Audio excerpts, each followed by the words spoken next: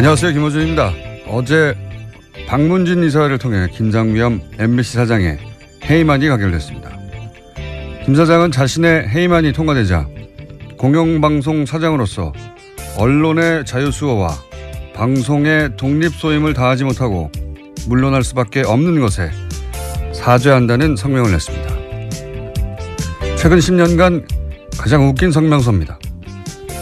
친박 핵심과 정기 모임을 가졌다는 김장겸 사장의 MBC는 탄핵 정국에서 태극기 집회 참석 인원이 촛불 집회보다 많다고 보도하며 태극기 집회의 영상에서 사람이 없는 빈 공간은 잘라내라고 보도 지침을 내리고 최근까지도 메인 뉴스에 박근혜 허리가 아프다고 걱정하는 보도를 내보내는 방송이었습니다.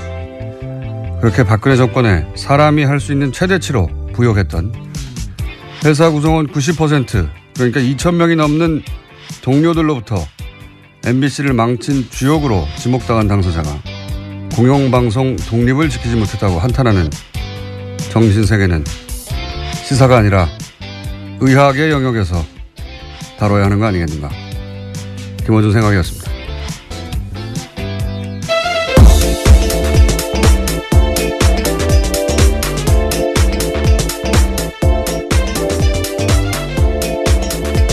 시사인의 김은지입니다. 네. MBC가 이제 노조 파업이 곧 끝나겠네요. 그죠? 네, 이제 무한도전 같은 프로그램도 다시 볼 수 있게 될 것 같습니다. 이 사안은 저희가 잠시 후에 미니로 해직 기자 한 분 연결해서 짚어보기로 하고. 자, 첫 번째 뉴스는 뭡니까? 예, 다시 또 다스입니다. 이명박 전 대통령의 아들인 이시영 씨가 다스의 핵심 납품업체를 단돈 100여만 원에 샀다라는 JTBC 보도가 있었는데요. 이시영 씨가 2015년에 만든 회사가 있습니다. 규모 11억 원의 SM이라는 회사인데요. 이 회사의 지분을 75% 이시영 씨가 가지고 있습니다. 그런데 이 회사가 지난해 다스의 핵심 납품업체인 다온을 인수했는데요. 이 회사 같은 경우에는 연매출 규모가 600억 원인데 덩치가 훨씬 큰 회사를 이시영 씨 회사가 일종의 인수한 겁니다. 이건 이제 일요신문이 처음 파기 시작했던 사안이죠, 이게. 당시 일요신문의 특종이었고, 이제 JTBC가 이제 JTBC 표현대로면 한 발 더 들어가던가요? 예. 한 발 더 들어가가지고 또 다른 후속 특종을 낸 거네요. 이게 간단하게 요약하면은, MB, 예, 이명박 전 대통령 아들 이시영 씨가 유일하게 등기회사로 있는 회사입니다. 그러니까 유일하게 직접 소유한 회사라는 뜻이죠. 근데 이 회사가, 자신의 회사 규모의 40배 가까운 다스 납품 업체 다온을 인수했다. 그걸 정당한 가격을 주고 인수했으면, 네, 이상하지 않은데, 여기까지는 일요신문이 보도를 했어요. 근데 여기서 이제 한 발 더 들어가가지고, 얼마 인수했냐? 이게 특종인 거죠. 예. 100만 원에 인수했다. 공짜죠, 공짜.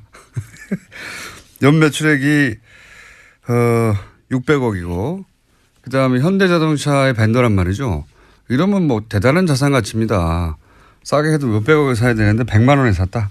네, 굉장히 비정상적인 거래로 보일 수밖에 없습니다. 이거는 뭐 불가능한 거래죠. 제가 아는 상식에서는 이게 가능하려면 몇 가지밖에 없습니다. 하나는 그 다스 실소유주하고 이 인수된 다온 실소유주가 같거나 그럼 가능하죠. 예. 아니면은 다스 실소유주가 예를 들어서 납품업체잖아요. 그러니까 무슨 원자재를 잔뜩 샀을 수 있지 않습니까? 예를 들어서. 그런데 갑자기 거래를 끊어요. 그러면 대금 지급을 못 하잖아요. 그럼 부도 직전에 갈 수도 있지 않습니까?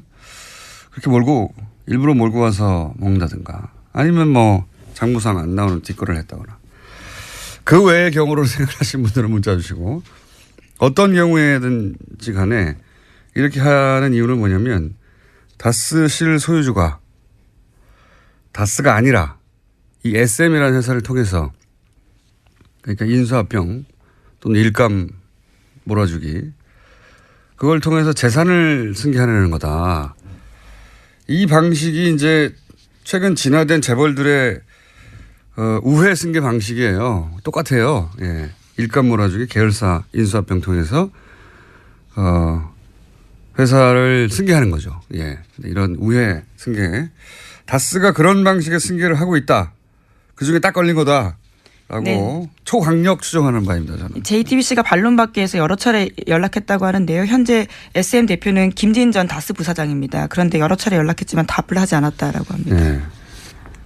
만약에 다스가 그런 방식의 우회 승계를 하는 거라면 저는 그렇게 강력히 추정하고 있는데 누가 하는 거냐? 다스 실소유주가 하는 거죠. 당연히.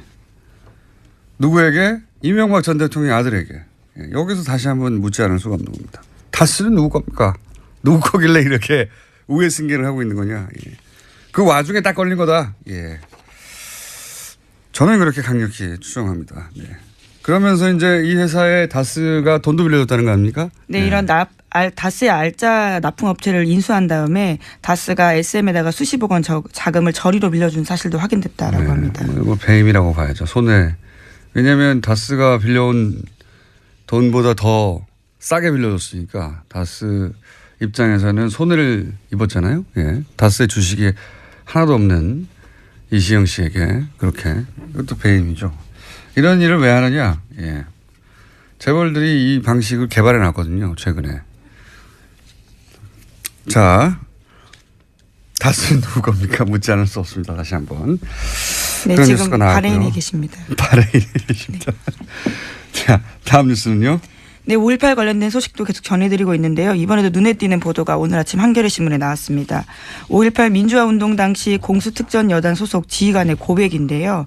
옛 광주교도소 앞에서 시민군 3명을 사살해서 자신이 안매장했다라는 걸 고백한 겁니다. 이 지휘관 같은 경우에는 5.18 안매장과 관련해서는 당시 작전에 참가했던 공수부대 지휘관은 공개적으로 한 이야기가 처음인데요. 또 뿐만 아니라 광주교도소 안에서 22구에서 25구 정도의 주검을 매장하는 것도 자신이 봤다라는 이야기도 했습니다. 아, 이 의미가 아주 크네요. 예, 당시 현장 지휘관이 처음으로 직접 사살했고 직접 안매장했다 이런 얘기를 하는 거잖아요. 그리고 사살당한 사람들이 17살도 있고 무슨 죄가 있다고 참. 나치에 부역했다는 이유로 90대 노인네를 여전히 찾아서 감옥에 보내는 게 독일이에요. 예. 저는 30년 지난 사건인데 30년이 아니라 앞으로 50년이 더 지나도 계속해서 찾아내고 다 처벌해야 된다고 봅니다.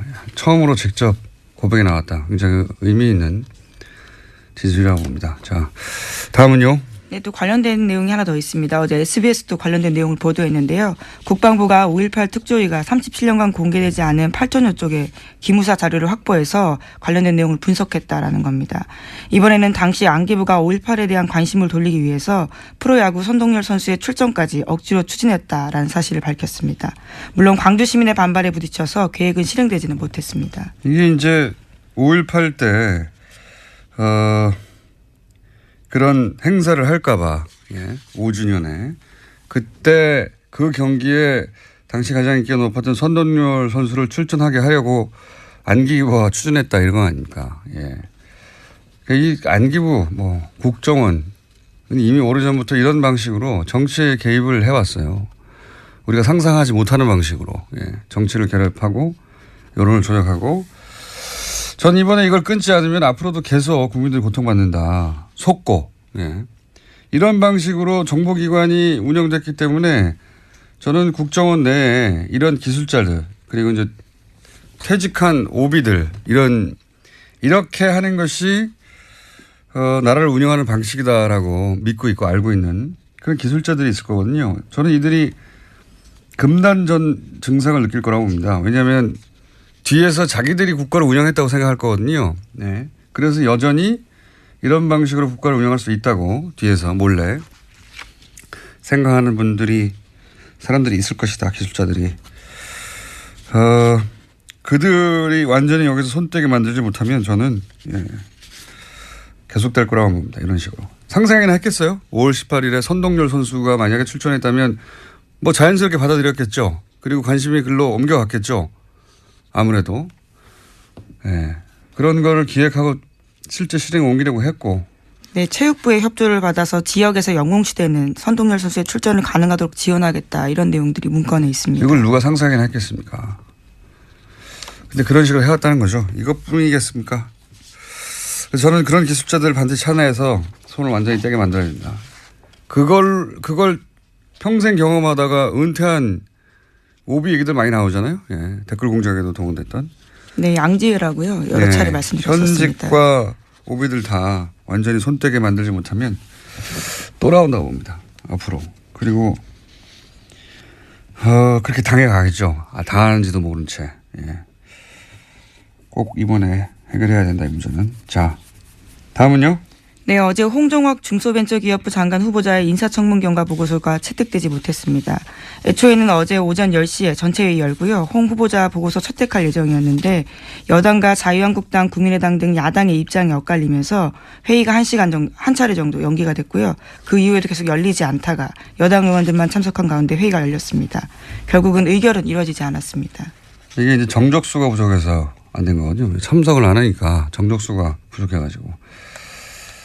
그러니까 홍종학 후보 문제는 이제 이렇게 보고서 채택을 못하게 만든 다음에 예산심의가 곧 있으니까요. 예, 그때 대통령이 임명을 할 거거든요. 그러면 이제 대통령이 임명을 야당에 동의 없이 했다고 하면서 예산심의 때 힘겨루기의 소재로 쓰려고 하는 거죠. 예, 그런 건데. 요 사안은 제가 좀 자세히 청문회도 보고 세무사에도 문의했더니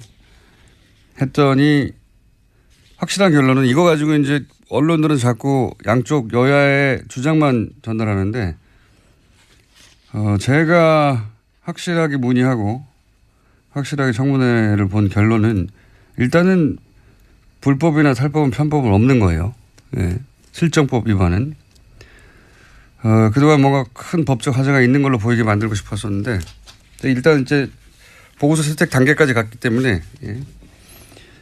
이 얘기를 좀 해보자면 한 번만 하고 끝내야 되겠습니다. 이 얘기는. 법적 하자는 없는데 실제로 있는 것처럼 했던 거는 없는 것으로. 두 번째 요게 이제 쟁점이었는데 이 사안이 어떤 사안이 이 세법이 복잡해가지고 모르시는 분들에서 정리를 하자면 홍 후보 장모가 재산을 증여하는데 딸과 외손녀에게 각각 25%씩 준 거예요. 50%는 다른 자녀에게 주고. 그러니까 외손녀에게 홍 후보 딸이죠. 예. 홍 후보 딸에게 25%를 증여한 부분. 이 증여한 부분을 어떻게 처리했느냐 이게 쟁점이거든요. 결국은 최종적으로는. 근데 미성년자였단 말이죠. 그러니까 부모, 홍 후보죠. 부모가 증여세를 대신 내주고 그 증여세를 또 내는 방법. 이걸 써야 하는데 야당 주장에 의하면. 그런데 홍 후보는 홍 후보의 아내가 딸에게 차용증을 쓰고 빌려줍니다. 돈을. 그러니까 아버지가 돈을 대신 혹은 엄마가 대신 내주고 그다음에 그 부분에 대해서 증여세를 또 내지 않고 차용증을 쓰고 빌려준다 이거죠. 그리고 나서 딸이 물려받은 부동산에서 나오는 수입으로 엄마한테 갚아라. 이렇게 차용증을 쓴 거예요. 근데 이게 불법은 아니지만 왜 논란이 되느냐. 그 이유가 뭐냐면 이렇게 하면 세금을 덜 낸다 이거죠. 그리고 이 차용증이 진짜겠느냐. 결국은 이런 식으로 눈속임하고 부자 대물림 비판했는데 세금을 덜 내려고 잔머리를 굴렸다. 이거거든요. 예. 그러니까 차용증의 요식행위라 이거죠. 세금을 덜 내려고 꼼수를 부렸다. 실제 그런 경우가 있기 때문에 그런 의심을 산 거죠. 그러면 사실은 딱 언론들이 두 가지만 따지면 답이 나와요. 이걸 안 했기 때문에 이 논란이 계속 지속된 겁니다.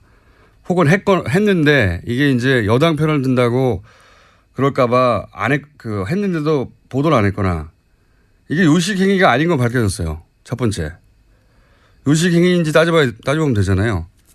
요식행위가 아닌 것이 기본적으로 모든 세금과 원천징수를 다 했어요. 예. 그리고 이율에 따라서 돈도 갚고 있었고.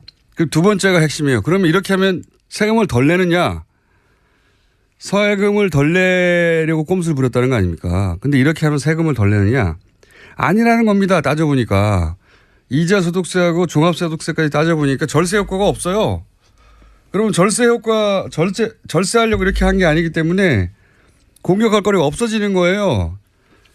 도덕적으로도 법적으로도 하자가 없는 겁니다. 이거 그러니까 절세 효과가 없다고만 해버리면 끝나는 문제를 그걸 안 해줘서 계속 논란이 이어지는 거예요. 자, 이건 여기까지 하고요. 제가 세무사하고 자세히 따져봤더니 없어요. 절세 효과가 사실상. 이자소득세, 종합소득세 다 따져보니까. 자, 이 사안은 어쨌든 정쟁으로 가게 생겼습니다. 예. 다음은요? 네, 해외 소식도 좀 전해드리고 있는데요. 이번에는 사우디 그리고 이란과 관련된 소식도 말씀드리겠습니다. 국제네요. 네, 사우디와 이란의 대리전 부대가 된 레바논에서 전운이 감돌고 있다라는 건데요. 사우디도 지난 9일 레바논에 체류 중인 자국민들한테 헤즈볼라의 공격 표적이 될 수 있다면서 긴급 출국 명령을 내렸다라고 합니다. 이 요새 중동 관련 뉴스가 많이 나오는데 이게 도대체 무슨 일이 벌어지는지 어려워요. 도대체 무슨 레바논 소식도 있고 예멘 소식도 있고 사우디에서 그렇죠. 왕자들을 숙청했다느니 뭐 많잖아요. 갑자기 총리가 사임을 하고 예, 레바논 총리가 사임을 했다느니 이게 어떻게 된 일이냐. 사실은 뒤에 배후에 트럼프가 있습니다. 배후에 트럼프가 있습니다. 그렇게 바라보고 이 사안을 보면 쉽게 이해가 되는데 간단히 요약하면 트럼프 대통령 취임 후에 첫 방문지가 사우디예요. 그리고 이제 트럼프의 사위, 가장 지금 힘이 막강하다고 하는 사위가 최근 3번이나 갔어요, 여기를. 트럼프가 가자마자 카타르 단교 생각나십니까? 예, 사우디랑 막 이집트랑 다 모여가지고 카타르하고 물자 교류도 안 하고 단교한다는 거. 그게 트럼프 사우디 방문 직후예요. 이런 일이 왜 일어나느냐. 그리고 뭐 레바논 일도 그렇고 사우디에서는 부자 그러니까 아들 딸 세습을 안 하고 왕자 세습이었거든요. 아들 딸 세습을 하고 싶은 왕가가 있었고 트럼프는 이란을 코너로 몰아서 제재하고 싶은 욕망이 있는 두 욕망이 만났어요. 그래서 기본적으로 트럼프는 사우디 왕가의 그 세습 욕망을 인정해주고 그리고 강력하게 후원합니다. 그러면서 이제 왜냐하면 사우디는 순이거든요. 순이. 이란은 시아고 이렇게 양쪽으로 갈라져 있잖아요. 큰 세력이. 갈라져 있는데 사우디를 통해서 이란을 견제하려고 하는 거죠. 이란 뒤에는 또 이란은 러시아하고 붙었거든요. 사우디는 미국하고 붙고. 그러면서 앞에서는 순이 시아 그 바로 뒤에 그 양 종주국인 사우디 이란 그 뒤에는 미국과 러시아 이렇게 붙어 있는 거예요. 대리전이에요. 결국은 미국과 러시아의 대리로 사우디와 이란이 그리고 순위와 그들이 또 순위와 시아를 대리하는 것이고 예멘 같은 경우에 이 순위 시아가 붙어가지고 내전이 일어났죠. 예. 레바논도 마찬가지고요. 구도는 이렇습니다. 예. 이건 한번 따로 길게 다뤄야 하겠는데 결국은 미국과 러시아가 IS 이후에 중동에서 힘의 공백이 생기는데 누가 먹느냐. 길이 많잖아요. 여기서. 누가 먹느냐. 그 대인으로 각각 이란과 사우디 그쪽의 관점에서 보자면 사우디를 편먹고 나눠져 있다. 그래서 국가들 확 나눠져 있어요. 지금 중동의 국가들이. 이란과 사우디는 각각 또 각 종파의 종주국으로서 이제 대결하는 것이고 그 대리전들이 뭐 예멘이니 레바논이니 이런 데서 일어나는 거고요. 트럼프가 이란 핵 협정 파기한 것도 이런 배경이에요. 예. 이란은 사실 핵 협정을 다 지켰거든요. 네. 다 지켰는데도 이란을 나쁜 놈으로 만들어서 이제 경제 제재에서 중동에서 영향력을 약화시키려는 거죠. 예. 저는 최근에 그 미국 외교지의 소식들은 북핵이 아니라 이 뉴스로 도배됐어요. 다. 트럼프로 인해서 중동에서 다시 한번 큰 전쟁이 일어날 수 있다. 이런 뉴스로. 여기까지 하고요. 이거 웃기는 건 근데 이란은 대통령 선거로 선출했습니다. 그나마. 사우디는 왕정국가예요. 완전히. 예. 빈라덴, 알케이다, IS 다 순위파입니다. 그러니까 미국 입장에서는 사실은 이란 편을 들어야 되는 게 맞는 것 같은데 전혀 아니죠. 예. 여긴 여기까지 하고 이건 저희가 국제뉴스에 따로 한번 다뤄보겠습니다. MBC. 네, MBC 관련해서요. 네. 예, MBC 관련해서 아까 시작할 때 공장장이 이야기를 좀 했었는데요. 어제 MBC 박문진 이사회 열렸습니다. 거기서 김장경 MBC 사장에 대한 해임안이 의결됐습니다. 자, 저희가 해직 기자 한 분 연결할 텐데 MBC가 많이 망가졌죠. 제가 2007년에 SBS에서 2007년까지 몇 가지냐면 이명박 전 대통령 당선되자마자 그 다음 주 제가 잘렸기 때문에 2007년까지 SBS에서 라디오를 몇 년간 했었는데 그때 SBS 라디오 PD들이 했던 얘기가 있습니다. MBC 라디오는 이길 수가 없다고. 당시까지만 하더라도 전체 라디오 시장 절반 정도를 MBC가 점유하고 있었어요. 절대 이길 수 없다고 그랬거든요. 나머지 50%를 나머지 방송국들이 나눠 가지고 있었는데 지금 MBC가 얼마나 망가졌냐면 TBS에도 안 됩니다. 물론 TBS는 눈부시게 성장했죠. 그 사이에. 하지만 MBC가 보이지 않는다 이제. 그렇게 철저히 망가졌어요. 예. 자, 박성재 MBC 해직 기자 연결해 보겠습니다. 안녕하세요. 네, 안녕하십니까. 네. 해고된 지 얼마나 되셨습니까? 5년 6개월 정도 됐습니다. 예, 굉장히 오랫동안 무직으로 계셨군요. 아니, 다른 방송국에 들어가지 않고 왜 계속 해고된 상태로 계셨어요? 아니, 오늘 같은 날을 기다리려고 그랬죠. MBC를 살려야 되니까. 예. MBC 꼭 복직하겠다고 생각하고 기다리신 거예요? 네, 그렇죠. 예, 왜냐하면은 방금 공장장께서 말씀하신 대로 MBC가 많이 망가졌잖아요. 예. 그래서 이거를 제대로 돌려놓지 않으면 저는 무덤에도 눈을 못 감을 것 같다 이런 생각을 하고 있었습니다. 왜 뭡니까? 고등법원에서 판결이 확정됐잖아요. 복직할 수 있도록 길이 열린 거 아닙니까? 그죠? 네, 그렇습니다. 그런데 그때 복직하지 않고 네. 대법원 판결까지 가겠다고 했었어요. 그때 왜 그러셨습니까? 아니 근데 그거는 네. 그 대법원이 이제 회사가 상고를 했어요. 대법원에. 그렇죠. 그래서 이제 그런 거고 그 정권이 바뀌고 이제 복직할 수 있는 혹시 분위기가 조성되더라도 예. 대법원 판결을 기다려서 정확하게 판례를 남기겠다. 말하자면 공정방송을 위해서 싸우는 행위가 불법이 아니고 아주 정당한 행위라는 그 판례를 남겨야 한다는 그런 소신들 때문에 저희 해직 언론인들이 대법원 판결을 기다리겠다라고 얘기한 겁니다. 그렇군요. 김장겸 체제 하에서는 복직하지 않겠다 이런 의미도 있는 겁니까? 그렇죠. 예. 왜냐하면 또 복직해봤자 김장겸 체제 밑에서는 저희가 인사권이 없기 때문에 아무것도 할 수 없지 않습니까? 또 물론 밖에서 싸우고 있지만 들어가서도 싸워야 되는 상황이기 때문에 오히려 밖에서 싸우는 게 더 유리하지 않을까 저는 그렇게 봤습니다. 그래서 대법원 판결을 굳이 받겠다고 하셨는데 그런데 이제 지금 새로운 사장이 만약에 취임해서 복직하라 이렇게 인사명령을 내리면요?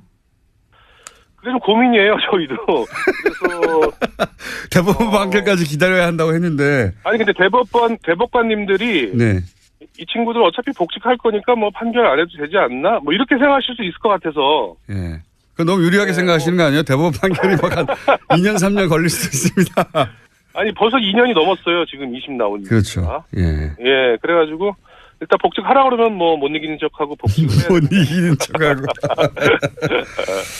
근데 이제 방금도 말씀하셨는데 MBC가 이제 독특한 문화가 있습니다. 보면 해직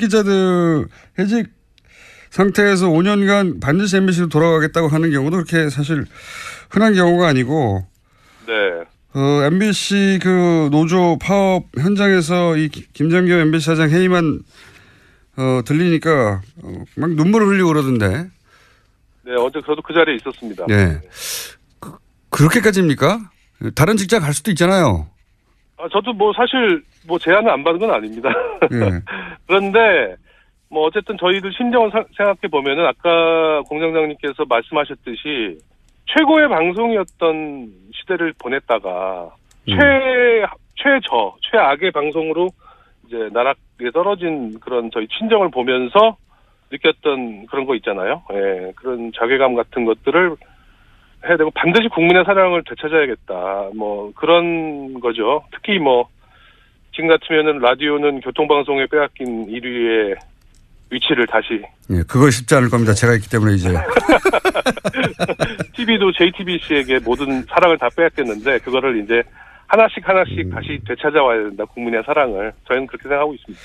지금 10대 혹은 20대 초반은 MBC가 그렇게 뭐랄까요, 잘 나갔었는지 잘 모를 거예요. 예. 네, 그런 것 같더라고요. MBC 뉴스나 시사방송이 대단했죠, 과거에는. 예. 일단 MBC라고 부르지를 않으세요, 젊은 분들은. 이렇게 부르죠. 예, 이렇게. 자, 간단하게 9년간 그러면 어떻게 망쳐왔는지 요약하자면요. 네. 지금 김장겸 사장은 그 이명박 정권 때부터 정치부장, 보도본부장, 보도국장, 보도본부장, 그리고 사장, 이 9년 동안 이 과정을 거쳐온 거예요. 그런데 김장겸 사장이 잘 나가면 잘 나갈수록 MBC 뉴스와 시사 프로그램은 정반비례로 무너졌어요. 이분이 제가 볼 때 어저께 성명도 냈는데 억울하다, 언론 탄압이다. 저는 정치적인 야욕이 있다고 봅니다. 그리고 자신의 정치적인 야욕을 위해서 MBC 뉴스와 시사 프로그램을 희생시킨 거죠. 그 공영방송 사장들이 사장만 딱 하고 자기는 인생을 정리하겠다라고 생각하면 아무 문제가 없는데 사장 끝난 다음에 꼭 뭘 더 하려고 그래요. 그렇죠. 정치하려고 하고 높은 자리 가고 싶어하고. 김재철 사장도 된다고 봅니다. 김재철 사장도 출마하려고 했었죠. 예. 그렇죠. 예. 그러니까 이런 제도를 완전히 끊어야 됩니다. 그래서 지금 정치권에서 방송법 개정 작업도 진행되고 있는데 이 사장을 하고 나서 정말로 방송에만 매진하고 이제 아무런 어떤 욕심이 없는 그런 분들이 사장님이 되는 시스템을 만들어야 된다. 저는 그게 가장 중요하다고 지금 생각하고 있습니다. 아직 파업이 철회된 건 아니니까. 네. 파업이 공식적으로 철회되고 나면 저희가 MBC 노조에서도 사람을 모시고 또 기자님도 직접 스튜디오에 모시고 얘기를 좀 자세히 하고 싶은데 오늘은 미니니까 한 가지만 더 여쭤볼게요. 네. 그 5년 넘게 6년 가까이 복직을 기다렸는데, 예. 네. 복직을 하게 되면 뭘 제일 먼저 하고 싶으세요? 사장? 아니, 제가 아까 말씀드렸듯이 예. 국민들의 사랑을 되찾아오고 JTBC하고 교통방송하고 경쟁할 수 있는, 선의의 경쟁을 할 수 있는 빨리 그런 뉴스와 시사 프로그램을 만들기 위해서 제가 밑바닥부터 다시 일을 하고 싶습니다. 네. 더 이상은 욕심이 없습니다, 저도. 그걸 정말로 하고 싶으셨나 봐요. 그러니까 6년간이나 기다렸죠. 그럼요. 모든 우리 MBC 언론인들은 똑같아요. 네. 국민들의 품으로 다시 이게 자꾸 이런 말을 하면은, 저 양반들 이렇게 맨날 무슨, 그렇게 얘기를 하는데, 정말로 마음이 그렇게 생각하고 있다고 저는 강조하고 싶습니다. 그렇게 간절합니까? 네. 왜냐하면 뺏겼기 때문에요. 저희가 뺏겼기 때문에 되찾으려고 하는 거죠, 사랑을. 네. 본인들이 하다가 망가졌으면 우리 실력이 다 하겠는데 그게 아니라 강제로 쫓겨나고 그 사이에 본인들이 만들었던 그 어떤 그 성과가 다 무너진 거를 보고 나서 다시 되돌리고 싶다는. 그렇죠. 다시 저희 책임도 있죠. 저희가 제대로 싸우지 못하고 제대로 저항하지 못한 책임도 있는데 또 너무나 저희가 나름대로 잘했던 방송이었기 때문에 저 양반들 저희를 이렇게 죽이려고 장악하려고 했던 거 아니겠습니까? 그렇죠. 국정원 문건 같은 데서 다 드러났기 때문에 국민들이 많이 이해를 해주시고 계시다고 저는 생각하고요. 이제는 정말로 다시 돌아가는 그런 방송이 돼야 된다.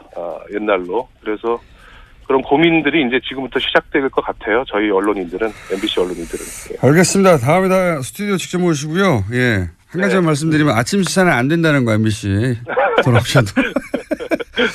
오늘 여기까지 듣겠습니다. 감사합니다. 감사합니다. 예. 박성재 MBC 해직 기자였고요. 예. 어제 박문진 이사회에서 어떤 일이 있었는지 제가 짧게 클립 들려드리고 그 사이에 김은희 기자는 인사하겠습니다. 예. 수고하셨습니다. 네, 감사합니다. 권력에 의해서 경영진이 바뀐다면 권력에 대한 견제라고 하는 것은 심각하게 유린될 수밖에 없고 그건 붕괴되는 것입니다. 정권 비판을 어떻게 하느냐? 정권 비판을 그래서 잘했습니까, MBC가 그동안에? 자, 그 전에 그 편파적인 보도에 대해서는 일체 얘기하지 않고 과거 여러분이 선임한 보도본부장 중에 심지어 여기 와가지고 정권을 비판하는 것이 언론의 사명이 아니다! 라고 생각하는 보도본부장도 있었습니다. 그런 상황도 그냥 방치한 사람이 지금 와가지고 정권이 바뀌니까 사장을 바뀌는 게 말이 안 된다? 하태 바른정당 하태경 최고위원, 예, 여전히 최고위원입니다. 오늘은 새로운 지도부가 선출돼서 현충원 천배공개로 전화 인터뷰로 진행하겠습니다. 안녕하세요, 의원님. 예, 하태경 나왔습니다. 반갑습니다. 예. 이번에도 2위 했습니다. 만년 2위. 예. 예. 전당대회에서. 근데 생각보다 많이 나왔어요. 근데 이제 그 전에 좀 드리고 싶은 말씀은, 네. 제가 지난주에 이제, 탈당 사태를 계기로 그만두겠다, 뉴스공장. 그거 아무도 안 믿었어요, 어차피. 근데 그러고 나서 당 안팎에서, 예. 욕 많이 들었으면 너 돌았냐? 제정신이냐? 지금, 안 그래도 쪼그라진 정당에, 대국민 소통에 정말 중요한 창구를 네 스스로 봉쇄하는, 예. 그런 어리석은 짓을 하지 마라. 글쎄 그 당내에서 그런 얘기 나오기 전부터, 예, 방송 진행하는 과정 중에도 아무도 믿지 않았고요. 저도 믿지 않았고. 의원님도 방송하다가 중간에 살짝 바꾸셨잖아요. 기억은 잘 안 납니다만 아무튼 무리를 일으켜서 대단히 죄송하다는 말씀. 무리를 일으켜서. 어쨌든 또 이번에도 2위를 하셨어요. 근데 저는 표가 이렇게나 많이 나올 줄 몰랐습니다. 그건 좀 높이 띄워주시는 것 같고요. 반어법인 것 같고요. 아니 유승민 대표가 대표로 선출될 거야. 정치권에서 100% 예상한 바지만 그래서 압도적인 표차일 줄 알았더니 그래도 한 절반 정도는 절반.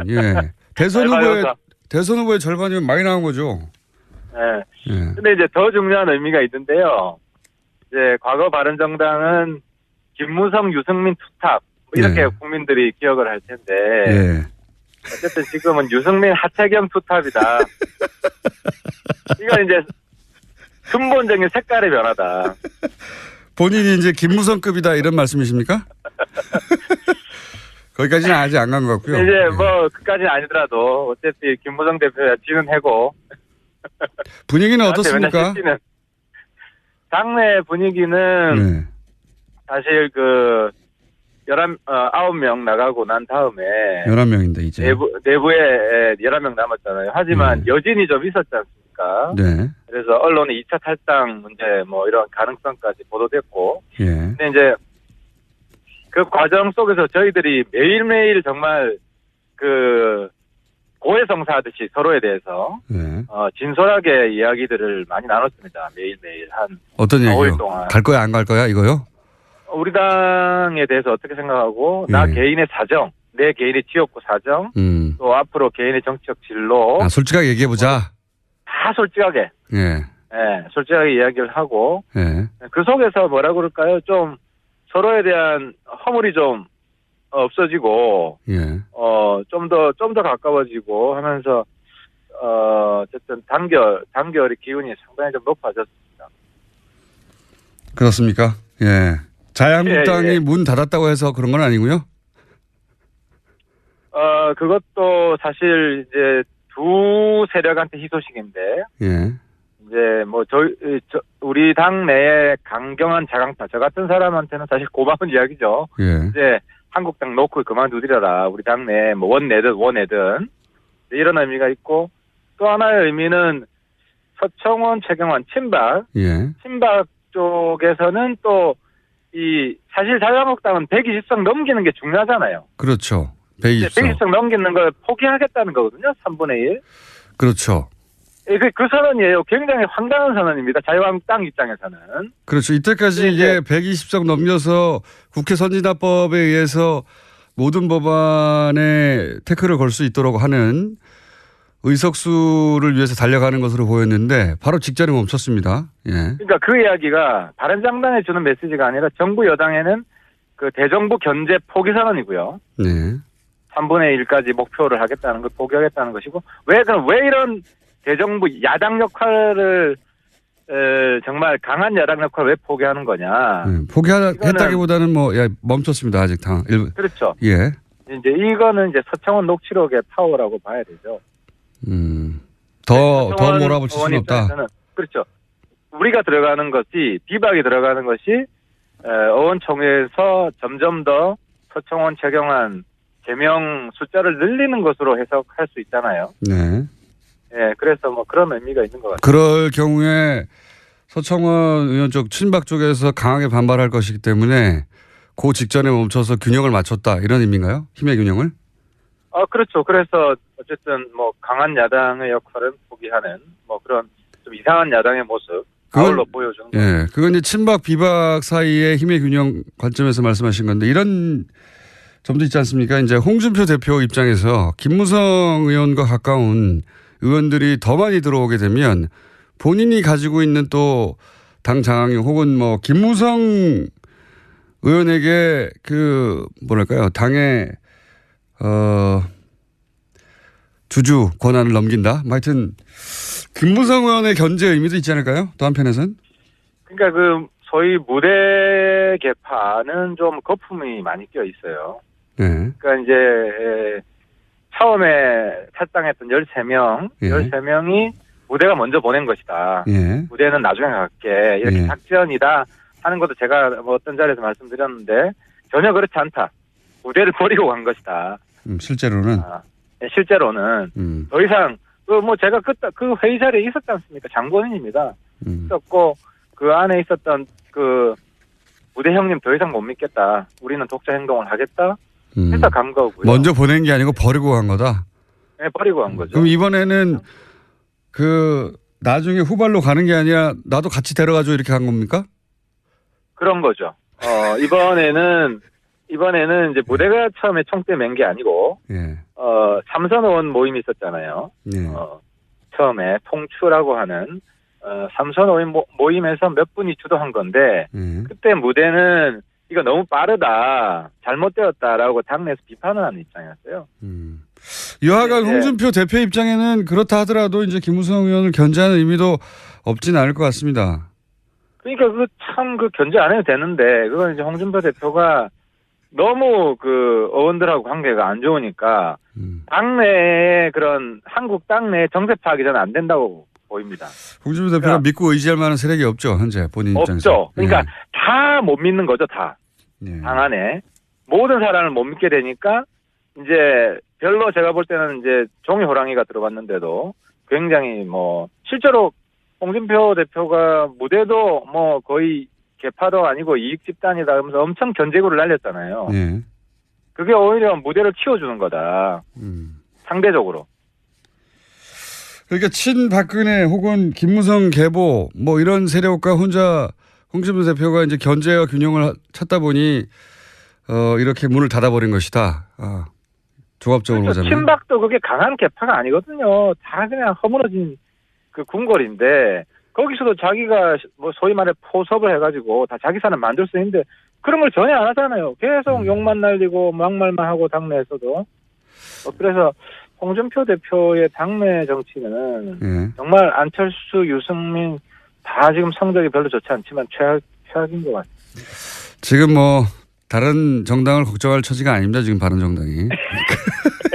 바른정당 얘기로 돌아와서 지금 현재 유승민 대표 첫 일성 중에 하나가 언론에 보도된 게 중도 보수 통합 안철수 만나겠다 이런 거거든요. 이게 예. 무슨 의미입니까? 그러니까 국민의당 안철수 대표가 이야기를 꺼냈던 소위 이제 합당 이 길을 모색해 본다 이건가요? 중도 보수 통합의 가장 큰 의미는요. 예. 하태경이 똥꼬집을 꺾었다, 양보했다 이게 제일 큰 의미죠. 그러니까 그건 뭐 개인적인 거고요. 그러니까 예. 보수 통합이란 말을 쓰지도 마라. 예. 기존에 이런 입장이었는데 이거 실제로 국민의당하고는 선거연대까지 열어놓고 경우에 따라서 통합도 볼 수 있다 뭐 이런 거였는데 유승민 대표는 일관되게 그런 얘기를 했어요. 개혁 세력이 주도해서 국민의당 뭐 한국당 괜찮은 사람들하고는 다 합치자 이런 이야기를 계속 해왔잖아요. 거기에다가 일부 이제 한국당하고도 가능성을 열어두자. 그리고 또 이제 한국당만 가능성을 열어두자 하는 뭐 남지사나 이런 분들도 양보를 사실 한 거죠. 국민의당하고도 열어두자. 뭐 이런 이야기가 다 복합적으로 어우러져서 우리 내부의 어떤 그 단결을 재확인하는 수사 이 정도 의미가 있다고 보여집니다. 아, 단결을 확인하는 수사지, 그러니까 모든 가능성이 열려 있다는 그렇죠. 그 가능성의 천명인지 실제 국민의당과 어떤 뭐 통합 수순으로 가기 위해서 지금 밑에서 움직이고 있다 이런 건 아닙니까? 중도, 그래서 원래 이야기도 중도 플러스 보수 대통합 이런 표현을 썼어요. 그래서 이제 당 내에서 여전히 한국당 탈당 이런 문제가 여전히 남아 있어가지고 저도 어쨌든 그 당내 일원으로서 제 고집을 일부 양보하고 남지사 같은 분도 보수 통합론자도 일부 양보하고 이렇게 이제 타협을 한 겁니다. 그러니까 제가 궁금한 건 이겁니다. 실제 국민의당과 뭐 통합이든 연대든을 위해서 물밑에서 열심히 움직이고 뭐가 시작됩니까? 아니면 그냥 말만 이렇게 하는 거예요? 그거는 이제 지금까지 진행되어 왔던 것에 대해서 네. 엄청난 변화가 있을 것 같지는 않고요. 그러니까 국민통합포럼 해가지고 의원들끼리 계속 연대, 정책연대, 선거연대 이야기는 사실 공식화 됐잖아요. 예. 그죠? 근데 이제 당대당 통합 이야기는 대표끼리 이야기인데, 예. 저희 당 입장은, 우리가 먼저 주도하진 않겠다. 왜냐하면 국민의당이 사실 지금 깨진 우리 당처럼 당내 되게 굉장히 시끄럽지 않습니까? 예, 예. 그래서 국민의당 내부의 교통 정리를 좀 보겠다.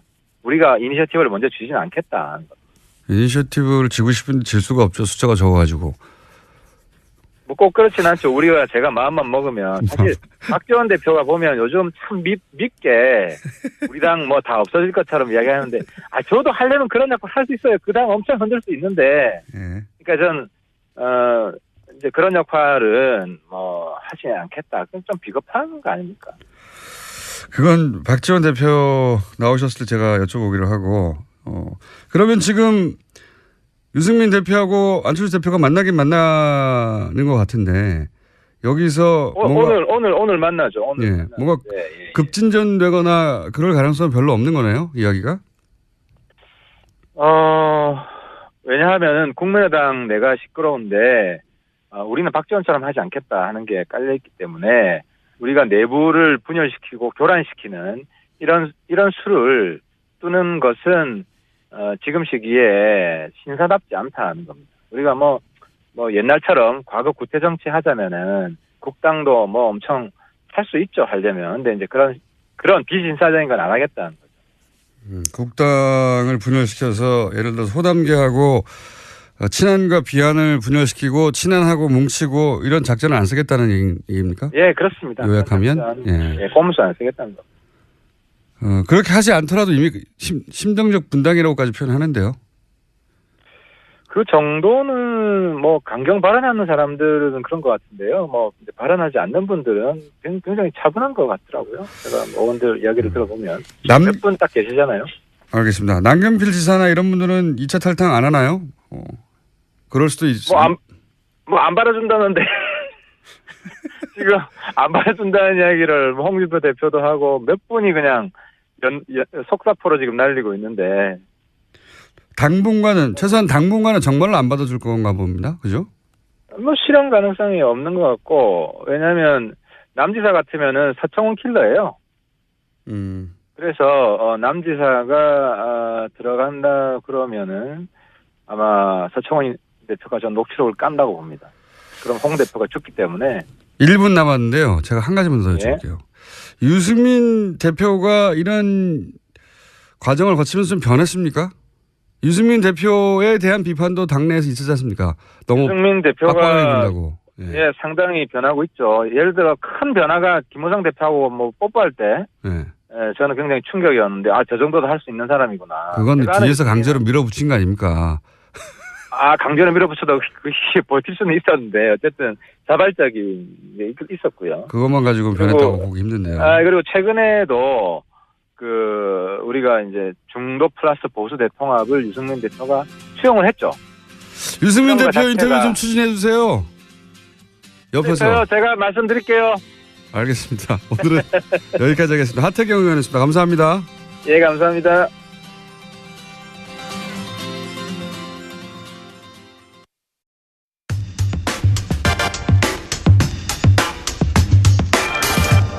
김관진 전 국방부 장관이 사이버사령부 댓글 공적으로 구속됐습니다. 예.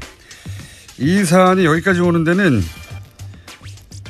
내부 고발자의 폭로 그리고 그걸 최초 보도한 지금 파업 중인 KBS 기자들에 의해서죠. 예. 오늘 두 분을 동시에 모셨습니다. 사이버사령부 530 심리전단 김기현 전 부이사관 그리고 이 사안을 최초 보도했지만 KBS가 파업 중이라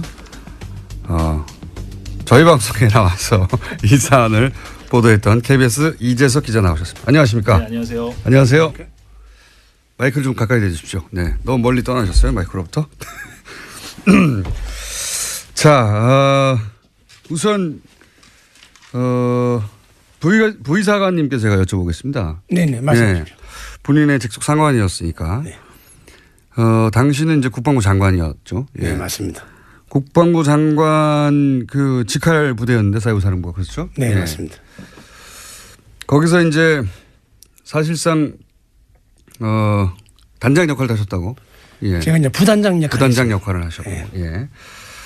김관진 전 장관은 어떤 사람입니까?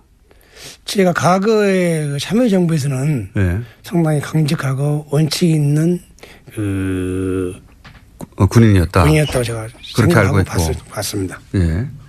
그러면 김관진 전 국방부 장관을 쭉 상관으로 지켜보신 분으로서 네. 지금 현재 이제 국면이 이렇게 되고 있지 않습니까? 김관진 전 장관이 단독으로 이 사이버사령부 댓글 공작을 하였다는 게 이명박 전 대통령 측의 주장이고 김관진 전 국방부 장관은 아니다. 이명박 전 대통령이 지시하였다. 이렇게 지금 갈리고 있지 않습니까? 네. 본인이 겪어본 김관진 전 국방장관의 경험에 비추어서 보자면 어떻습니까? 이게 단독으로 하실 분인가요? 그 당시 정황으로 봐서는 제가 네. 우리 일부 요원들이 네. 장관님을 보고하지 않고 네. 제가 초대 사령관에서부터 일부 요원들이 청와대를 네. 왔다 갔다 하는 그 정황을 봤습니다. 아, 그러니까 장관에게 보고하지 않고 직접 청와대로 가는? 네. 그래서 내가 한마디 했죠. 우리는 장관 보아지 네. 이렇게 우리가 함부로 기능부대가 청와대를 왔다 갔다 하는 건 안 된다. 그리고 나서부터 이제 지휘체계가 변경이 되고 나서부터 지휘체계가 어떻게 변경됐습니까? 그러니까 최초에는 국방정보본부의 지시를 받다가 예. 2011년 7월 1일부로 예. 장관 직속으로 지휘체계가 변경됐어요. 예. 그때부터 아마 장관님께서 관여한 걸로 제가 알고 있습니다. 지휘체계가 변하고 나서 장관이 관여를 했고 그런데 그 이후로도 장관에게 보고하지 않고 청와대로 직접 가는 경우도 있었다고요. 그렇죠. 그 예. 이전에는. 그 이전에는. 네. 아하. 그러면 사이버 사령부가 이 직할 체제가 되기 전에는 청와대에 직접 보고를 했고 아마도 그 당시는 군의 조직이다 보니까 예. 아마 비공식적으로 관련 요원들을 이렇게 불러다가 예. 회의하고 뭐 내용을 전달받고 오지 않나 그런 생각을 들었고 제가 또 어디 갔냐 물어보면은 거기를 갔다 BH를 갔다 하길래 야 근데 다행히 안 갔으면 좋겠다. BH 청와대. 네, 우리가 왜 그런 데를 가야. 그래서 제가 그런 일을 말을 한 적이 있습니다. 그러면 그런 거 이외에 이 댓글 작업이 청와대 쪽으로부터 내려온 지시라고 생각했던 정황이 또 다른 게 있나요? 국감에서도 봤지만은 인력 충원 문제요. 인력충 문제 떠나서 뭐 홍보수석한테 홍보수석이 국방부 정책실장한테 이렇게 오다를 줬다고 하는 말이 국감에서 나오더라고요. 그래서 쭉 그것을 국감에서 어느 국회의원이 하는 말을 듣고 그동안 청와대를 다니고 왔다 갔다 하는 내용을 정황을 봤을 때 아마 청와대 오다가 있지 않았나 하는 생각이 듭니다. 그렇군요. 그러니까 평상 그 경험한 바로도 청와대를 왔다 갔다 하는 게 이상했는데 국감에 나온 내용을 들어보니 홍보수석 만나고 저기서 지시를 받았구나. 그러니까 앞뒤가 맞아 떨어지는 상황이었다. 그 외에 이제 이런 얘기도 나왔지 않습니까? 이재석 기자님. 예. 그 인력을 요청하면은 예산 승인 나기까지 한 3년 걸리는데. 네네. 예. 그리고 승인이 나도 한 10명 수준인데 뭐 70명이 한꺼번에 이렇게 짧은 시간에 승인나는 게 애초에 불가능하다. 뭐 이런 얘기 나왔지 않습니까?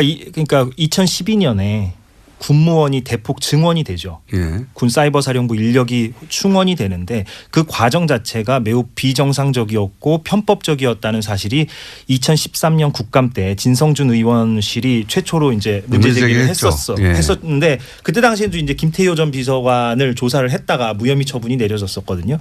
그랬다가 이번에 이제 다시 이제 우리 그 김기현 전 과장님의 폭로로 인해서 다시 한번 이제 문제가 불거지기 시작했고 실제로도 이 부분에 이제 상당 부분 문제가 있다는 게 이철희 의원실을 포함한 국회에서 이제 내부 자료를 공개함으로써 예 그게 바로 대통령의 어떤 지시사항이었다 명료하게 그게 이번에 밝혀졌죠. 왜냐하면은 이제 국방부 장관이라고 하더라도 예산을 따올 수는 없거든요.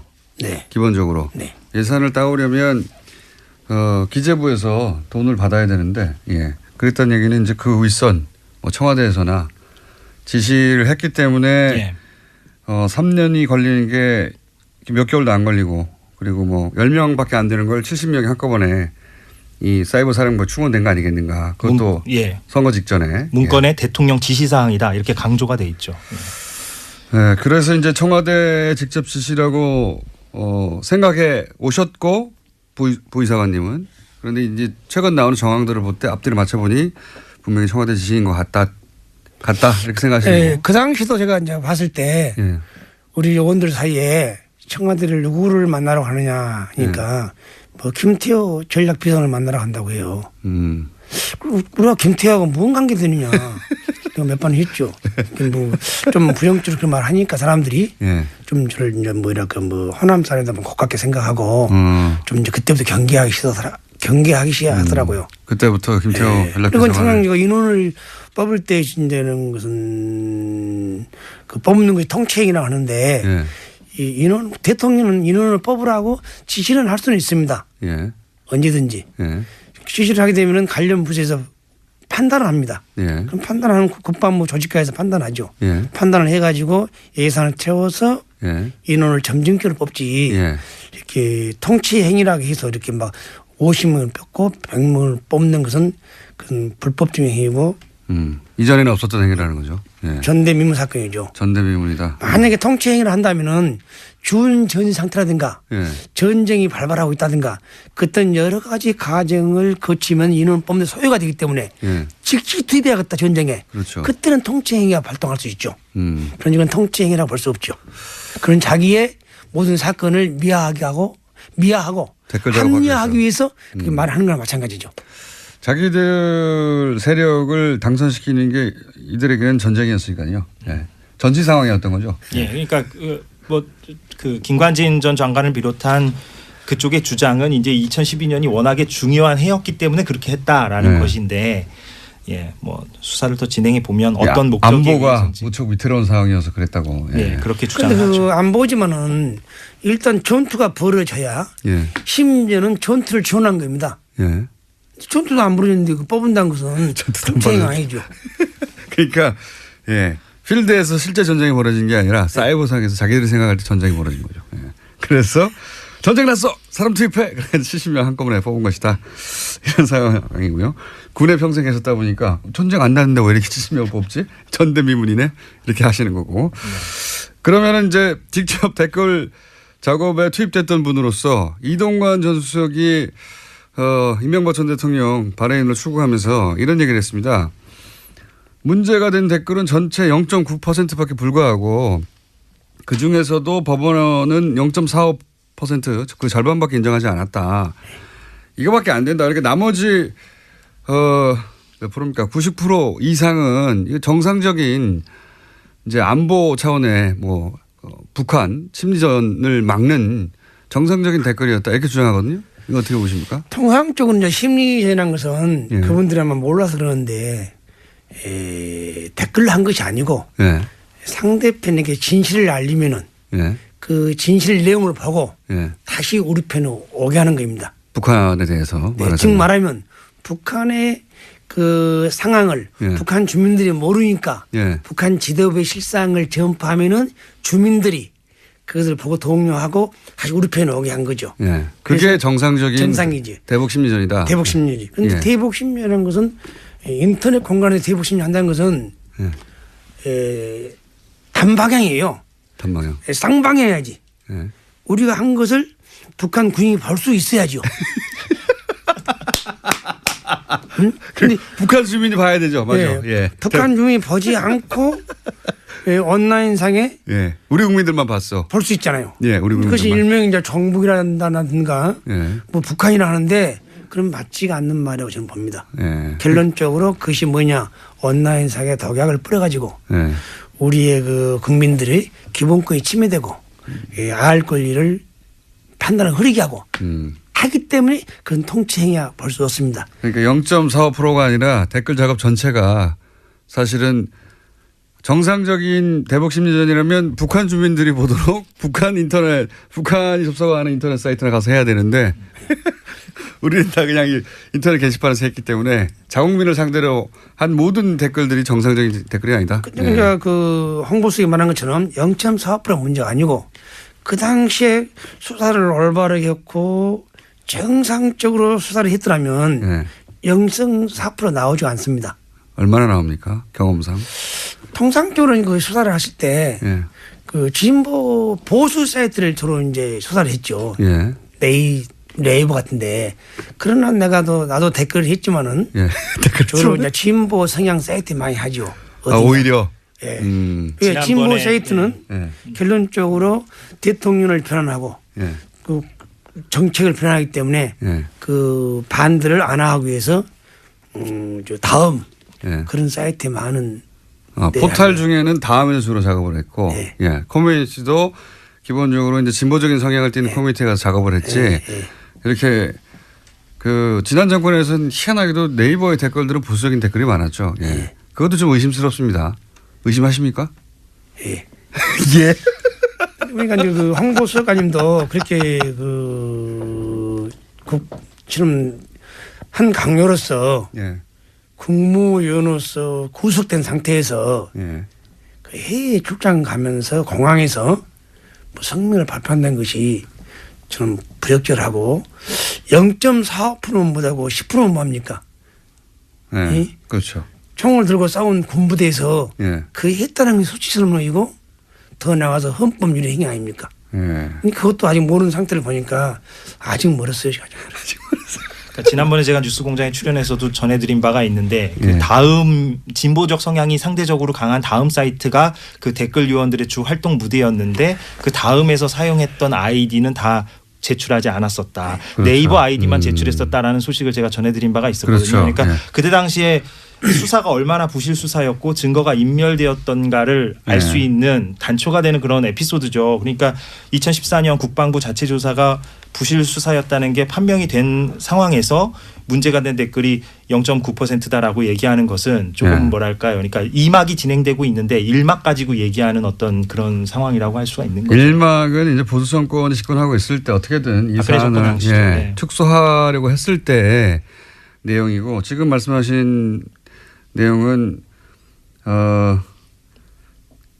포탈만 따지더라도 다른 커뮤니티 아니고 네이버는 희한하게도 댓글이 이제 보수적인 댓글이 많이 달려 있었는데 그것도 뭐 작업이었다고 의심하는 사람도 굉장히 많습니다. 그런데 다음은 상대적으로 진보적인 댓글이 많이 달렸는데 그래서 작업을 적어도 사이버 사령부에서는 다음에 가서 했다 주로. 본인도 혹시 다음에서 여러 가지 작업하셨습니까? 네, 했습니다. 저도 닉네임이 뭐 소나무, 다금바리, 뭐 휘발유 등등 있습니다. 참 부끄러운 일이고 한심스러운 다고 저는 생각하고 있습니다. 지금도. 왜 다금바리로 정하셨어요? 좀 은폐하게 해주세요. 그러면 그 요원들은 다 이런 아이디어를 여러 개 갖고 있었겠네요. 제가 그렇게 가지고 있으면은 작전 요원들은 상상해보면 알 수 있죠. 부단장도 아이디어를 여러 가지 갖고 있었으니까 작전 요원들은 훨씬 더 많이 갖고 있었겠네요. 그러면 그런 아이디어를 돌려가면서 이제 주로 뭐 정권에 대해서 비판적인 글이 있으면 반대를 누른다든가 아니면은 거기 반박을 한다든가 그런 작업을 하는 거죠. 통상적으로 이제 제가 이제 IT나 그 인터넷을 보니까 예. 낮에는 이렇게 발표를 해도 예. 주로 이렇게 댓글 다는 사람들이 여론이 형성이 안 돼요. 예. 우리 이제 그 젊은 사람들이 예. 퇴근하고 나서나 퇴근하고 나서 이제 예. 밤에 일과 후에 밤에 이제 예. 그런 이제 댓글을 많이 다는데 예. 통상 우리 오늘도 예. 퇴근 후에 집에 가서 댓글을 다는데 그것이 일명 자가 대응 작전이라고 부르죠. 자가 대응 작전. 일과 후에 자가 대응 작전. 예. 그것도 매뉴얼이 있습니까? 자가 대응 작전도? 매뉴얼이라는 분은 이제 그 중앙 그 시스템에서 움직이는 거죠. 예. 지금은 뭐 본인이 하고 싶어 한 것이 아니고. 어떤 기사를 주로 공략하라 이런 게 있습니까? 혹시? 아니 이제 오늘 기사에 증명하면 제주 해군기지가 예. 건설 반대 오늘 내부는 방송에 나왔다. 예. 그러면 뭐 제주 해군기지 반대 뭐는 한 사람은 뭐 정부, 예. 뭐 찬성은 좀 적잖아요. 예. 그러다 보면 이제 처음에 최초 기사에 반대가 90, 예. 찬성이 10. 예. 그러면 이제 우리 의원들 밤에 가서 예. 이제 그 지시에 의해서 별 몇 개씩 달라붙으시 이제. 그래서 더 그 90, 10을 거꾸로 이제 하죠. 반전시킨다. 반전시키지. 그러면 예. 이제 아침에 취합해서 예. 이제 보고하죠. 이렇게 여론을 바꿔놨다고. 네. 밤 사이에 여론을 바꿔놨다는 결과를 예. 청와대에도 보내고 김관진 당시 국방장관에게도 보내고 합참의장에게도 보내고 지금 김관진 전 장관과 함께 구속된 정책실장에게도 보냈다는 거죠. 날마다. 예. 예. 오늘은 여기 찬반을 바꿔놨습니다. 이런 걸 다 일일이 보고해요. 그러니까 이제 그 일일이 보는 게 아니라 예. 이제 보도 언론 보도 나와야죠. 예. 어쨌든 표로 만들어서 이 보고서 만든 거죠. 보고서로. 예. 이 기사는 애초에 찬반이 얼마였는데 밤새 작전을 무슨 작전이요? 자가 대응 작전을 해가지고. 예. 이렇게 반대 90%에서 다운 20%, 찬생 10%에서 80%. 그렇게 그걸 군인 수치를 하는 거죠. 그걸 매일매일 했다는 거죠. 매일매일 할 때도 있고 또 언론에 안 나오면 또 안 할 때도 있고. 그런 큰 이슈가 되거나 그렇게 찬반을 표시할 만한 기사가 안 나오면 안 하고. 그렇죠. 그런 게 많이 나오면 많이 하고. 예. 예. 군대에서 그런 걸 했다는 게 좀 웃깁니다. 듣기만 해도. 상상하기 힘든 일인데 실제로 그렇게 했고 그거를 청와대하고 국방장관이 매일 받아봤다는 거 아닙니까? 예. 청와대는 시스템을 보냈고. 시스템으로? 예. 예. 장관님하고 의장님하고 정책실장은 그 블랙베리에서 봉투에서 보냈고요. 봉투. 예. 출력해가지고. 예. 너무 웃깁니다. 예. 장관이 댓글 몇 개 바뀌었군. 이거 보고 있었다는 게 매일 청와대에서도 보고 있었고. 이번에 진행되고 있는 검찰 수사를 보면서 혹시 요 대목도 해야 되는데 이거 너무 아직 제대로 안 되고 있네. 이런 부분은 없어요? 아마 검찰 내가 수사를 보면요. 아마 검찰은 하려고 노력을 하는데 그동안 이 사건이 상당히 오래됐고 은폐도 오래돼요. 또 자료를 다 은폐를 했기 때문에 자료도 없어지고 거기에 찾아내는데 상당한 시간이 걸리지 않나. 그래서 좀 그런 아쉬움이 있고 너무 시간이 지나고 수사가 됐다 보니까 또 국감에서 뭐 사령관 와가지고 댓글을 다뤘냐고 여쭤보니까 정치는 간행을 안 했고 정책 홍보는 했다고 하더라고요. 정책 홍보. 그런데 어떻게 보면 우리 국민들은 어떻게 또 마저 들어가요. 뭐 그럴듯하게 들립니다. 말은. 군 관련 부대에서 정책을 홍보한단 말은 그야말로 어불성설이고 헌법 유린 행위죠. 정책 홍보란 건 통상적으로 정부 조직부에 있건 부처에서 자기 관련 부서에 정책을 홍보한 거지. 어디 뭐 군부대에서 특히 또 방첩부대에서 그 정책을 홍보합니까? 응? 응? 맞습니다. 예. 아니 청와대 정책을 왜 방첩부대에서 홍보하느냐? 각 부처 갈 일이 있는데 방첩부대에서 그것도 북한을 상대로 심리전을 하라고 하는 부대에서 왜 정책 홍보를 하느냐? 맞는 말씀이시고요. 이재석 기자 입장에서는 혹시 이 부분을 수사를 검찰이 해야 되는데 아쉽다 이런 부분 없습니까? 그러니까 지금 기무사 부분이 좀 핵심적인 부분인 것 같습니다. 기무사. 그러니까 사이버 사령부는 지금 김관진 전 장관하고 그 정책실장도 구속이 됐기 때문에 수사에 좀 더 속도가 붙을 것으로 보이는데 물론 이제 관심사는 청와대 특히 이제 이명박 전 대통령까지 갈 수 있느냐 이제 이 부분이겠죠. 그런데 이제 최근에 언론 보도를 보면 기무사에도 댓글 부대가 만연해 있었다는 거 아니겠어요? 그러니까 기무사는 더 직접적입니다. 대통령 직속이기 때문에. 그렇죠. 국정원처럼. 여기는 국방부 직속이라고 하죠. 그래서 송영무 국방장관 체제가 얼마나 이제 개혁 의지, 군 개혁 의지가 있느냐 없느냐를 판가름할 수 있는 그 기준 가운데 하나가 바로 이 기무사 댓글 부대에 대해서 국방부 TF팀이 얼마나 실체를 밝힐 수 있느냐. 이 부분이 좀 관전 포인트가 될 것 같습니다. 기무사는 말하자면 군의 국정원과 같은 곳이라 그 국정원은 지금 TF가 들어가서 열심히 서버 차원에서 뒤지고 있는데 기무사는 그런 작업을 없기 때문에 쉽지는 않을 것 같아요. 여기는. 예. 그리고 이 말씀 나온 김에 말씀드리자면 국정원은 지금 개혁위원회가 정기적으로 발표를 하거든요. 자기들의 조사 결과를. 그런데 국방부 같은 경우는 지난번에 1차 중간 조사 결과를 추석 연휴 때 발표하고 막 그랬어요. 그러니까 조금 뭐랄까요. 그러니까 언론의 노출 빈도도 좀 적고 그러다 보니까 좀 이렇게 제보가 좀 잘 안 들어가고 선순환이 안 이루어지는 그런 측면도 있는 것 같습니다. 그리고 이제 군이다 보니까 더 은폐되고 있는 것 같은데. 자, 오늘 제가 해보니까 저희가 잠깐 시간을 마련했는데 사실 해보니까 하실 말씀이 많을 것 같아요. 그래가지고 앞으로 몇 분 더 모실 거 예정입니다. 네, 해보니까 아주 재미있고 솔직하게 말씀하셔가지고 너무 리얼하게 아이디 휘발유 또 다른 아이디 생각나시는 거 없습니까? 휘발유하고 다금바리하고 그거 있지 않습니까? 동백꽃 있다고 동백꽃도 있고 소나무도 있고요. 동백꽃 소나무. 네. 그때 기본에 따라 정하신 거죠? 네. 활동 많이 하셨습니까 그걸로? 했습니다. 지금도 삭제되지 않고 남아 있습니까? 다음에 찾아보면? 저는 이제 그때 그 이후로 엄청난 고통을 받았어요. 제가 제보자를 말려가지고 그래서 국방부 장관이 대변인이 나를 발표해요. 사찰 문건을 가지고 김경희가 장관도 못 오고 하고 장관을 못 오겠다. 10년 다녀도 못 오겠고 상관 모욕죄로 모욕. 그 모욕죄를 가는 것도 기소를 해요. 군 검찰에. 군 검찰에 기소를 해가지고 기소 한 건을 줬습니다. 국방부 대변인이 정례 브리핑을 합니다. 정례 브리핑을 하다 보니까 그 방송 내용이 전국으로 다 나갑니다.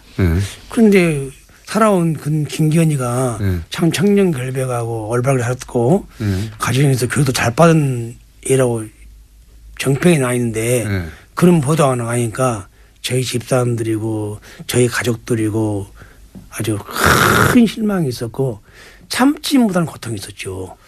그러다가 이제 그것이 내가 아주 합병이 나고 그 사무실에 가면은 제보자라 픽픽 웃어요. 제보자들하고. 응? 난 제보는 안 했다 내가. 난 안 했다. 난 제보자 누군지 안다. 잡았어요. 누군지 흔하겠죠.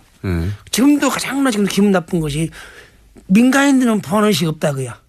바로 나처럼 제보한다고 해서. 근데 결론적으로 현역 군인이 가서 제보를 했어요. 당시에는. 그 당시에. 밝혀졌지만은. 그 마음이 아팠고 그걸로 인해서 사무실이 쓰러졌어요 제가 또. 쓰러져가지고 스탠트를 4개를 받고 입이 틀어졌어 이렇게. 아 그러시네. 예, 그래서 고통을 많이 받고 나왔는데 이제 좀 진실이 밝혀져가지고 그나마 요새 술을 많이 안 먹고 평온한 하루를 보내고 있습니다. 그게 바로 그 누구냐. 제 생각만 갖고 있는 것을 나만 가지고 있으면 뭐합니까. 그래도 KBS의 언론 노조단이 나를 어프로치 해가지고 설득해서 내용을 만들어서 최초로 보도해가지고 국민들이 알아서 이렇게 되니까 오늘 또 이렇게 똑똑한 김호진 또 훌륭한 사람을 만날 수 있는 계기가 됐고 또 국민들이 많이 또 알리게 된 것도 아마 KBS 언론 노조단이 덕분에 생각합니다. 방송을 진행하셔도 되겠는데 KBS 이게 사실 KBS 뉴스에 나갈 내용이거든요. 근데 KBS가 뉴스를 안 내보이니까 KBS가 망가져가지고 지금 KBS 기자들이 파업을 하면서 다른 방송국에 가가지고 지금 이 내용을 보도하고 있거든요. MBC 부러우시겠어요, 기자님? 많이 부럽습니다. 예. 거기는 끝나가는 것 같던데. 예, 이제 사실상 뭐 승리했죠. 파업 승리를 했습니다. MBC. KBS는 어떻게 돼가고 있습니까? 여전히 뭐 고대영 사장은 버티고 있고요. 그래서 저희가 뭐 사기가 떨어지거나 이런 건 아니고 시간은 우리 편이라는 걸 알기 때문에 저희가 계속 뭐 끝까지 고대영 사장 나갈 때까지 싸울 예정입니다. 방송법이 통과돼야 본인은 방송법에 의해서 사임하거나 하겠다고 하는데 이게 의도가 뭡니까? 한마디로 꼼수라고 저희는 판단하고 있습니다. 왜냐하면 방송법이 통과되고 그게 시행되려면 사실상 뭐 6, 7개월 더 걸리거든요. 고대영 사장 임기가 내년 말까지입니다. 사실상 임기를 채우겠다는 얘기죠. 거의 다 채우겠다. 예. 본인은 사임하지 않겠다 이거죠. 예. 예. 그래서 KBS, MBC는 이제 이제 파업 초래가 돌아갈 것 같은데 KBS는 어떻게 해요 이거? 계속 해야죠. 예, 저희는. 예전에 MBC 2012년에 총파업할 때만큼 길게 갈 것 같은데요. 최대한 하여튼 줄여보도록 하겠습니다. 예. 덕분에 TBS는 장사를 잘하고 있습니다. KBS 9시 뉴스에 계속 나갈 내용이 거기를 못 나가니까 여기 나와서 김기현 전 부의사관과 함께 듣기 힘든 이야기 듣고 있는데 오늘 준비한 시간 이렇게 재밌을 줄 모르고 좀 짧습니다. 한 번 더 오시죠. 아니 2번 더 오시죠. 네, 여기 있습니다. 불러주면. 왜냐하면 저희가 아직 할 게 많거든요. 예. 의문사 문제도 있고 양심 선언을 하겠다고 했다가 교통사고를 갑자기 당하신 부하 얘기도 있지 않습니까? 네네. 그거를 이제 그때 무슨 일이 있었는지 자세히 아시는 분이니까 그 전후 과정을. 네, 알죠. 그렇죠. 예. 그 얘기 저희가 다음 시간에 한번 여쭤볼게요. 예. 오늘은 하실 시간이 없으니까 시작하시면 안 됩니다. 그럽니까? 시작하시려고 그러는데. 자, 그 얘기도 있고 저희가 할 얘기가 많아서 두 분을 아마 다음 주 다음 주에 다시 모실 것 같습니다. 그때까지 요 사안 좀 정리해 주시고 취재도 좀 더 해 주십시오. 네. 오늘 굉장히 재밌었습니다. 사이버사령부 530 심리전단 소속의 김기현 전 부의사관님 그리고 KBS 이재석 기자였습니다. 감사합니다. 고맙습니다. 네, 감사합니다.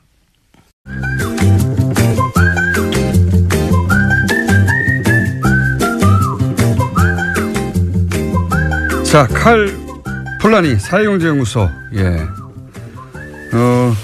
저희가 방송을 시작한 첫 주부터 계속 고정 게스트로 나오셨고 그동안 제가 오랫동안 이거 아무도 모르는 연구소라고 약 올려왔는데 제가 한 3주 전쯤에 알게 됐어요. 여기 세계적인 경제학자들이 와서 포럼도 한다는 것을.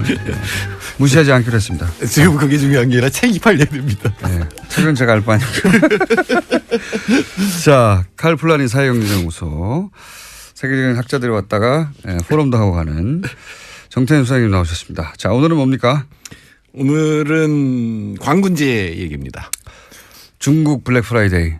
그렇죠. 프라이데이라고 하는 게 미국 추수감사절 다음 날 금요일 날 이제 대규모 세일 행사를 하는 게 사실 뭐 이제 떨이 같이 이렇게 하는 건데. 그렇죠. 엄청나게 싸게 하죠. 그다음에 사이버 먼데이라고 해서 그 다음에 이제 또 사이버에서 파는 걸 한 번 더 했는데 이제 그 비슷한 거라고 볼 수가 있는데. 중국에서 이제 그거 비슷한 광군제라는 걸 했는데 이게 크게 화제예요. 11월 11일 날 하는데 이게 광군이라고 하는 게 한자 어려운데 이게 독신남 뭐 이런 뜻이라고 합니다. 근데 우리는 11월 11일 날 빼빼로데이 하잖아요. 그렇죠. 근데 이제 또 거의 비슷한 그 발상인데 사이즈가 달라요. 사이즈가. 독신은 혼자 있는 거다. 근데 얘들이 이제 대학생들이 모여서 축제 같은 걸 한 모양이에요. 근데 이제 알리바바가 붙었어요. 2009년에 이 독신자들을 위한 전자제품 판매전을 일단 했고 근데 이제 그게 점점 커져가지고 이제 세계적인 화제가 됐죠. 그러니까 이제 그 세계적인 트렌드 중에 하나가 이제 독신 남녀가 늘어나고 결혼 안 하고 추세가 그래서 우리도 혼밥이라는 유행어가 나왔는데 그럼 그 가정 가구 단위가 이렇게 미니가 되다 보니까 거기 맞는 제품들이 새로 나왔죠. 그래서 이제 이게 시작된 건 지금은 어마어마하게 커져가지고 매출이 얼마가 나왔다고요? 매출이 2개 큰 회사만 해도 알리바바하고 인터넷 쇼핑몰 징등닷컴만 해도 한 50조 원. 하루에 50조. 24시간에. 중국은 사이즈가 달라요. 50조 이게 말이 됩니까? 50조가 이게. 50조. 야, 알리바바가 가장 큰 사이트라고 했는데 거기는 매출 얼마나? 28조 원. 28조 원 정도면 우리나라 한 1년 매출의 반 정도, 상거래 매출의 반 정도. 야, 너무 대단하네요. 정말.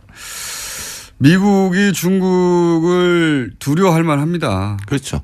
지금 중국에서 중산층이 5억 명이 넘었다고 하거든요. 중산층이라고 할 만한 층. 그 우리나라 인구의 10배가 중산층이 되니까. 백만장자가 우리나라 인구보다 많다고 하잖아요. 소매시장 규모가 5조 달러. 야. 우리나라 1년 GDP가 뭐 한 얼마나 될까요? 한 1조 한 2천억 달러 정도. 근데 이게 이제 그거에 하여튼 4배쯤 되니까 인구가 우리나라 26배니까 소매 시장만 그렇다는 거예요. 예, 그렇죠. 네. 그래서 한 인터넷 사이트가 행사를 해가지고 매출이 난 게 28조 원. 야, 이게 단위가 상상할 수 없는 단위 28조 원. 그렇죠. 야. 우리나라도 비슷한 걸 하죠. 코리아 세일 페스트 아무도 모르지만 9월 28일부터 10월 31일까지 한 달간 하는데 네. 비교가 되지 않죠. 그러니까 우리나라 연간 온라인 쇼핑 거래액 총 합쳐서 64조 원인데 중국 두 개 업체가 네. 하루에 판 게 50조 원이니까. 야, 사이즈가 너무 다르네요. 네, 그리고 이제 뭐 그렇게 된 데는 여러 가지 이유도 있습니다. 그러니까 알리바바라고 하는 엄청난 매체가 예. 있었고 이렇게 보면은 그 플랫폼이라고 할 수 있는 건 총동원된 거예요. 우리가 플랫폼이라고 할 수 있는 건 뭐 지상파라든가 유료 방송이라든가 인터넷이라든가 뭐 유튜브 뭐 이런 거 있잖아요. 네. 그게 다 총동원돼서 이 모든 제품을 갖다 선전을 하는 거죠. 근데 그게 하나 이제 알게 했다라고 하는 거하고 축제를 결합을 합니다. 그래서 세계적인 뭐 중국 스타들이 나와서 이제 축제를 하고 하루 동안이니까. 이 행사 자체가 온라인 쇼핑몰에서 하는 행사를 넘어섰군요. 넘어섰어요. 국가적인 행사에 가까웠군요. 예, 전부 모여서 왜냐하면 여기서 이제 매출을 올릴 수 있으니까. 또 하나는 이제 AI까지 동원을 했습니다. AI요? 예, 우리가 보통 이제 인터넷 쇼핑하면 보고 사는 거 아니에요. 네. 뭐 여러 가지 뭐 이 댓글 보고 사는 건데 그 AI를 통해서 실제로 보고 느낄 수 있고 맛볼 수 있는 거 뭐 이런 어떤 것들을 조금씩 가미를 해서 어떻게 맛볼 수가 있죠? 글쎄요. 인터넷 쇼핑몰인데. 냄새 뭐 이런 거겠죠. 하여튼 그렇게 냄새. 해서 가상현실과 인공지능을 결합했다. 그러니까 실제로 저도 안 했기 때문에 어떻게 하는 되는지 모르겠습니다만 그래서 어마어마한 매출을 올렸죠. 그러니까 그 중국이 현재 가지고 있는 미디어 플랫폼과 그럼 기술력을 총동원해서 프로모션을 했다. 네. 예, 뭐 증강현실이라고 하죠. 가상현실, 뭐 증강현실 이런 네. 기술도 도입하고 또 모든 방송 혹은 뭐 TV, 뭐 인터넷 방송 등등 다 이 행사에 총동원된 거군요. 사실은 동원했다기보다 동원할 수 있는 문제가 아니니까 공산당이 했을 리는 없고 돈이 되니까 전부 들어가서 자기들이 이제 만든 거죠. 대단하네요. 네. 그래가지고 하루 만에 1위, 2위 쇼핑몰만 50조를 했다. 야, 이거 상상하기 힘든 어마어마한 액수입니다. 정말 이거 50조라는 건. 예. 자, 그런 규모의 중국 시장이 지금 점점 커지고 있고 사실 이렇게 큰 중국 시장을 최근 1년 넘게 사드 때문에 제대로 접근을 못했다는 건 엄청난 손실이었죠. 네, 광군제가 우리한테 주는 좋은 소식은 한국 제품도 많이 팔렸어요. 전체 세계에서 전체 5위 매출 5위를 기록했는데 좀 물론 분위기가 3위에서 풀렸나 보네요. 네, 확실히 예. 풀렸습니다. 그리고 제가 이 북한대학원 다니잖아요. 거기 북촌인데 중국인들이 다시 늘어나고 있어요. 확 느껴지거든요. 사드 동안에는 중국인들이 쫙 줄어들어서 거의 없었거든요. 근데 다시 늘어나고 있어요. 이게 이제 중국은 일당 체제고 여전히 공산 체제니까 그게 이제 제가 어릴 때 배웠던 공산주의하고 완전히 다른 공산주의이긴 합니다만 이제 중국에서 일어나고 있는 공산주의, 유지되는 공산주의는 이와간 거기서 이제 국가 단위에서 안 된다라는 분위기를 깔다가 된다는 분위기를 바꾸니까 확 변해요. 확 변해. 그러니까 어떻게 보면 그동안 참았던 게 다시 돌아와서 서울이 다시 복잡해질 조금 불길한 예감도 듭니다. 국내 제품이 이 광문의 특수로 전체 매출 5위 국가 기준으로 그렇다는 거죠? 그렇죠. 예. 그러니까 지난해는 3위였으니까 뭐 여전히 떨어졌다고는 할 수 있는데 그래도 아마도 사드 여파가 계속됐다면 순위에 못 올랐을 가능성이 굉장히 높습니다.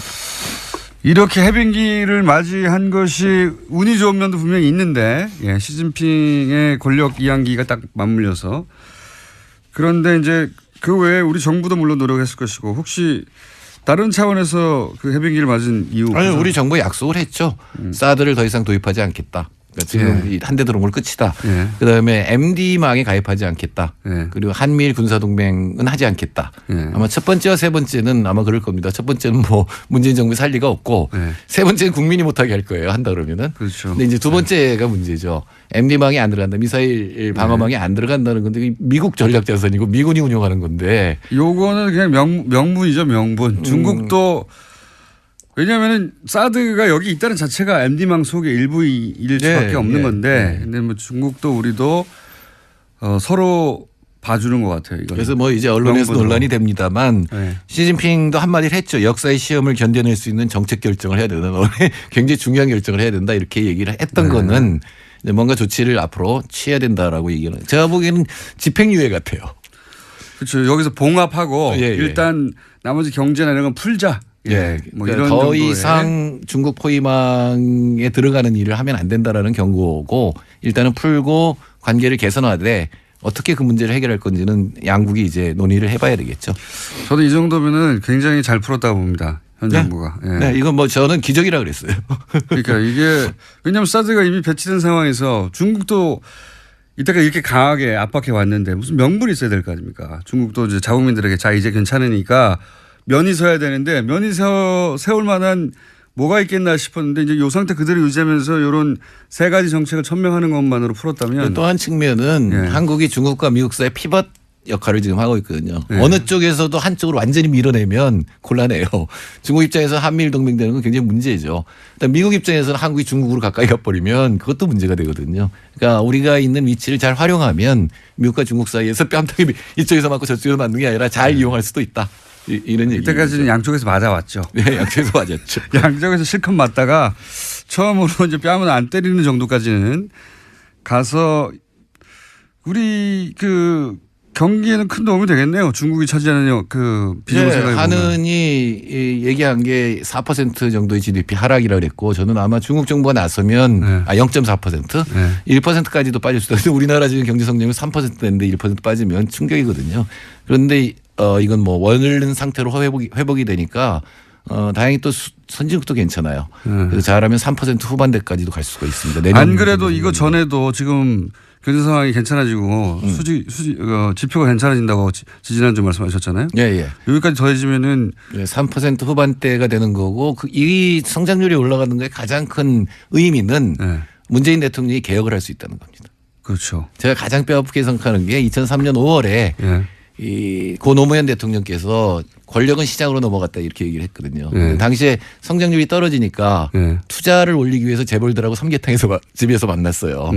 그러면서 재벌들한테 이제 호소를 한 거거든요. 그럼 사실상 시장개혁이라고 불렀던 재벌개혁은 이제 물 건너가게 되거든요. 근데 성장률이 어느 정도 나오면 이제 국민들 지지를 힘에 얻고 국내 개혁을 계속 추진할 수 있다는 얘기죠. 특히 재벌 개혁 같은 경우에 봐라 이거 경제 성장률도 괜찮고 문제 없지 않냐. 예. 안보 문제도 해가고 있고. 좀 억울하겠지만 재벌 총수를 갈아놓으니까 경제가 올라간다. 다른 총수도 한번 범법 사항이 나오면 뭐 이렇게까지 나갈 수도 있는 거죠. 예. 그래서 지금 경제 전망은 이제 거시지표 차원에서는 상당히 밝은 편입니다. 지금 중국도 풀리고 있고. 네. 웬 떡입니까? 문재인 정부 입장에서는. 예.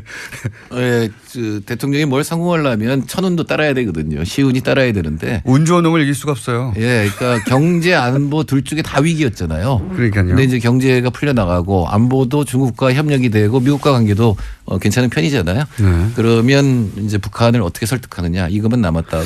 그래서 아마 자신 있게 신남방 정책인 이런 거 얘기하고 있는 것 같습니다. 예, 그 부분은 중국하고 미국을 모두 의식하는 거죠. 그러니까 인도와의 관계라든가 아세안하고 관계는 이쪽하고 한 편이 돼서 중국이 함부로 못 건드리게 하겠다는 면이 있는 거거든요. 그건 다음 주에 좀 자세히 풀어주십시오. 그러니까 네, 사실 그렇죠. 신남방 정책 뭐 개념은 알겠는데 이게 왜 갑자기 등장하고 중요한 것인지 한번 짚어봐 주십시오. 제가 동북아 비서관이었잖아요. 그러니까요. 남쪽이죠 이제는. 자, 정태인 소장님이었습니다. 감사합니다. 네, 감사합니다. 내일 뵙겠습니다. 안녕.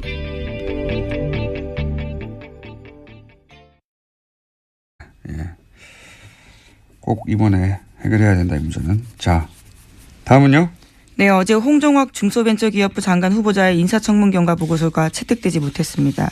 애초에는 어제 오전 10시에 전체회의 열고요. 홍 후보자 보고서 채택할 예정이었는데 여당과 자유한국당, 국민의당 등 야당의 입장이 엇갈리면서 회의가 한 차례 정도 연기가 됐고요. 그 이후에도 계속 열리지 않다가 여당 의원들만 참석한 가운데 회의가 열렸습니다.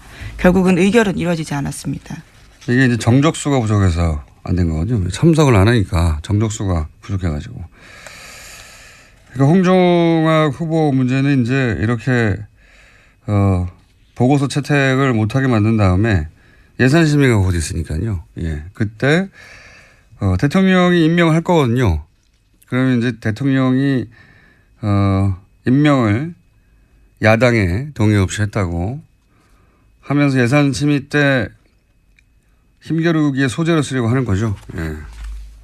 그런 건데 요 사안은 제가 좀 자세히 청문회도 보고 세무사에도 문의 했더니 확실한 결론은 이거 가지고 이제 언론들은 자꾸 양쪽 여야의 주장만 전달하는데 제가 확실하게 문의하고 확실하게 청문회를 본 결론은 일단은 불법이나 탈법은 편법은 없는 거예요. 예. 실정법 위반은. 그동안 뭔가 큰 법적 하자가 있는 걸로 보이게 만들고 싶었었는데 일단 이제 보고서 채택 단계까지 갔기 때문에 예. 이 얘기를 좀 해보자면 한 번만 하고 끝내야 되겠습니다. 이 얘기는. 법적 하자는 없는데 실제로 있는 것처럼 했던 거는 없는 것으로. 두 번째 요게 이제 쟁점이었는데 이 사안이 어떤 사안이 이 세법이 복잡해가지고 모르시는 분들에서 정리를 하자면 홍 후보 장모가 재산을 증여하는데 딸과 외손녀에게 각각 25%씩 준 거예요. 50%는 다른 자녀에게 주고. 그러니까 외손녀에게 홍 후보 딸이죠. 예. 홍 후보 딸에게 25%를 증여한 부분. 이 증여한 부분을 어떻게 처리했느냐 이게 쟁점이거든요. 결국은 최종적으로는. 근데 미성년자였단 말이죠. 그러니까 부모, 홍 후보죠. 부모가 증여세를 대신 내주고 그 증여세를 또 내는 방법. 이걸 써야 하는데 야당 주장에 의하면. 그런데 홍 후보는 홍 후보의 아내가 딸에게 차용증을 쓰고 빌려줍니다. 돈을.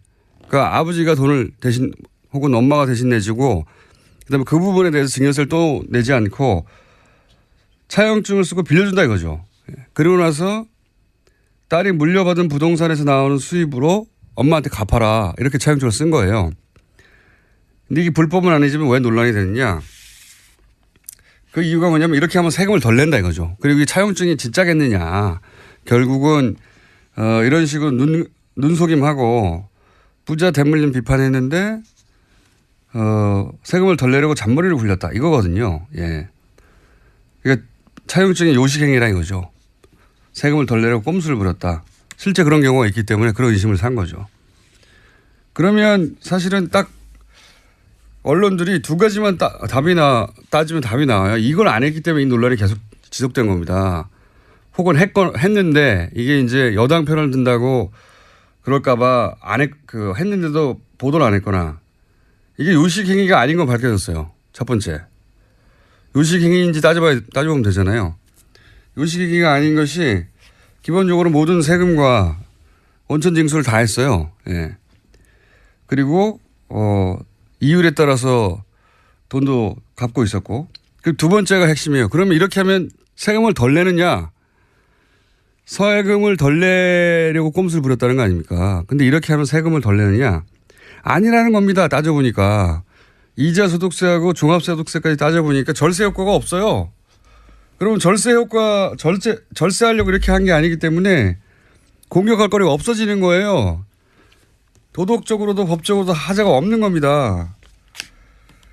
그러니까 절세 효과가 없다고만 해버리면 끝나는 문제를 그걸 안 해줘서 계속 논란이 이어지는 거예요. 이건 여기까지 하고요. 제가 세무사하고 자세히 따져봤더니 없어요. 절세 효과가 사실상. 이자소득세, 종합소득세 다 따져보니까. 자, 이 사안은 어쨌든 정쟁으로 가게 생겼습니다. 예. 다음은요?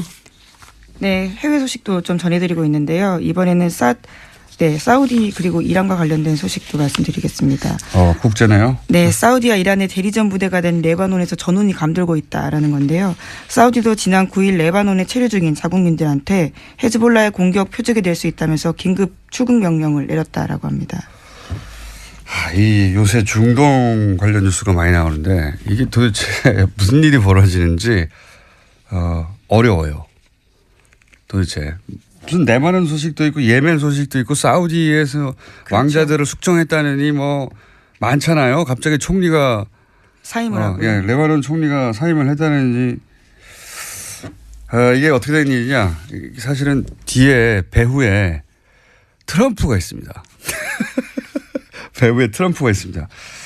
그렇게 바라보고 이 사안을 보면 쉽게 이해가 되는데 간단히 요약하면 트럼프 대통령 취임 후에 첫 방문지가 사우디예요. 그리고 이제 트럼프의 사위, 가장 지금 힘이 막강하다고 하는 사위가 최근 3번이나 갔어요, 여기를. 트럼프가 가자마자 카타르 단교 생각나십니까? 예, 사우디랑 막 이집트랑 다 모여가지고 카타르하고 물자 교류도 안 하고 단교한다는 거. 그게 트럼프 사우디 방문 직후예요. 이런 일이 왜 일어나느냐. 그리고 레바논 일도 그렇고 사우디에서는 부자, 그러니까 아들, 딸 세습을 안 하고 왕자 세습이었거든요. 아들, 딸 세습을 하고 싶은 왕가가 있었고 트럼프는 이란을 코너로 몰아서 제재하고 싶은 욕망이 있는 두 욕망이 만났어요. 그래서 기본적으로 트럼프는 사우디 왕가의 그 세습 욕망을 인정해주고 그리고 강력하게 후원합니다. 그러면서 이제 왜냐하면 사우디는 순이거든요. 순이. 이란은 시아고 이렇게 양쪽으로 갈라져 있잖아요. 큰 세력이. 갈라져 있는데 사우디를 통해서 이란을 견제하려고 하는 거죠. 이란 뒤에는 또 이란은 러시아하고 붙었거든요. 사우디는 미국하고 붙고. 그러면서 앞에서는 순이 시아 그 바로 뒤에 그 양 종주국인 사우디 이란 그 뒤에는 미국과 러시아 이렇게 붙어 있는 거예요. 대리전이에요. 결국은.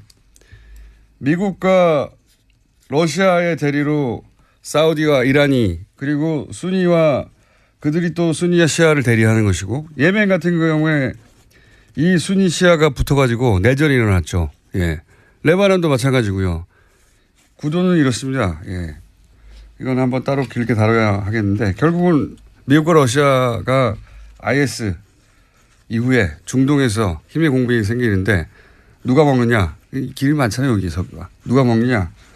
그 대리인으로 각각 이란과 사우디 그쪽의 관점에서 보자면 사우디를 편먹고 나눠져 있다. 그래서 국가들 확 나눠져 있어요. 지금 중동의 국가들이. 이란과 사우디는 각각 또 각 종파의 종주국으로서 이제 대결하는 것이고 그 대리전들이 뭐 예멘이니 레바논이니 이런 데서 일어나는 거고요. 트럼프가 이란 핵협정 파기한 것도 이런 배경이에요. 예. 이란은 사실 핵협정을 다 지켰거든요.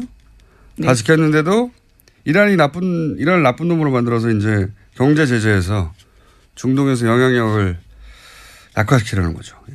저는 최근에 그 미국 외교지의 소식들은 북핵이 아니라 이 뉴스로 도배됐어요. 다. 트럼프로 인해서 중동에서 다시 한번 큰 전쟁이 일어날 수 있다. 이런 뉴스로. 여기까지 하고요. 이거 웃기는 건 근데 이란은 대통령 선거로 선출했습니다. 그나마. 사우디는 왕정국가예요. 완전히. 예. 빈라덴, 알케이다, IS 다 순위파입니다. 그러니까 미국 입장에서는 사실은 이란 편을 들어야 되는 게 맞는 것 같은데 전혀 아니죠. 예. 여긴 여기까지 하고 이건 저희가 국제뉴스에 따로 한번 다뤄보겠습니다. MBC. 네, MBC 관련해서요. 네. 예, MBC 관련해서 아까 시작할 때 공장장이 이야기를 좀 했었는데요. 어제 MBC 방문진 이사회 열렸습니다. 거기서 김장경 MBC 사장에 대한 해임안이 의결됐습니다. 자, 저희가 해직 기자 한번 연결할 텐데 MBC가 많이 망가졌죠. 제가 2007년에 SBS에서 2007년까지 몇 가지냐면 이명박 전 대통령 당선되자마자 그 다음 주에 제가 잘렸기 때문에 2007년까지 SBS에서 라디오를 몇 년간 했었는데 그때 SBS 라디오 PD들이 했던 얘기가 있습니다. MBC 라디오는 이길 수가 없다고. 당시까지만 하더라도 전체 라디오 시장 절반 정도를 MBC가 점유하고 있었어요. 절대 이길 수 없다고 그랬거든요. 나머지 50%를 나머지 방송국들이 나눠가지고 있었는데 지금 MBC가 얼마나 망가졌냐면 TBS에도 안 됩니다. 물론 TBS는 눈부시게 성장했죠. 그 사이에. 안녕하세요. 김호준입니다. 어제 방문진 이사회를 통해 김장겸 MBC 사장의 해임안이 가결됐습니다. 김 사장은 자신의 해임안이 통과되자 공영방송 사장으로서 언론의 자유수호와 방송의 독립소임을 다하지 못하고 물러날 수밖에 없는 것에 사죄한다는 성명을 냈습니다. 최근 10년간 가장 웃긴 성명서입니다. 친박 핵심과 정기 모임을 가졌다는 김장겸 사장의 MBC는 탄핵 정국에서 태극기 집회에 참석 인원이 촛불 집회보다 많다고 보도하며 태극기 집회의 영상에서 사람이 없는 빈 공간은 잘라내라고 보도 지침을 내리고 최근까지도 메인 뉴스에 박근혜 허리가 아프다고 걱정하는 보도를 내보내는 방송이었습니다. 그렇게 박근혜 정권에 사람이 할 수 있는 최대치로 부역했던 회사 구성원 90% 그러니까 2,000명이 넘는 동료들로부터 MBC를 망친 주역으로 지목당한 당사자가 공영방송 독립을 지키지 못했다고 한탄하는 정신세계는 시사가 아니라 의학의 영역에서 다뤄야 하는 거 아니겠는가. 김원준 생각이었습니다.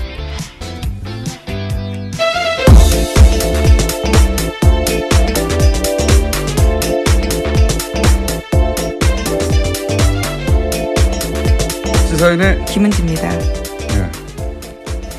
MBC가 이제 노조 파업이 곧 끝나겠네요. 그죠? 네, 이제 무한도전 같은 프로그램도 다시 볼 수 있게 될 것 같습니다. 이 사안은 저희가 잠시 후에 미니로 해직 기자 한 분 연결해서 짚어보기로 하고. 자, 첫 번째 뉴스는 뭡니까? 예, 다시 또 다스입니다. 이명박 전 대통령의 아들인 이시영 씨가 다스의 핵심 납품업체를 단돈 100여만 원에 샀다라는 JTBC 보도가 있었는데요. 이시영 씨가 2015년에 만든 회사가 있습니다. 규모 11억 원의 SM이라는 회사인데요. 이 회사의 지분을 75% 이시영 씨가 가지고 있습니다. 그런데 이 회사가 지난해 다스의 핵심 납품업체인 다온을 인수했는데요. 이 회사 같은 경우에는 연매출 규모가 600억 원인데 덩치가 훨씬 큰 회사를 이시영 씨 회사가 일종의 인수한 겁니다. 이건 이제 일요신문이 처음 파기 시작했던 사안이죠, 이게. 당시 일요신문의 특종이었고, 이제 JTBC가 이제 JTBC 표현대로면 한 발 더 들어가던가요? 예.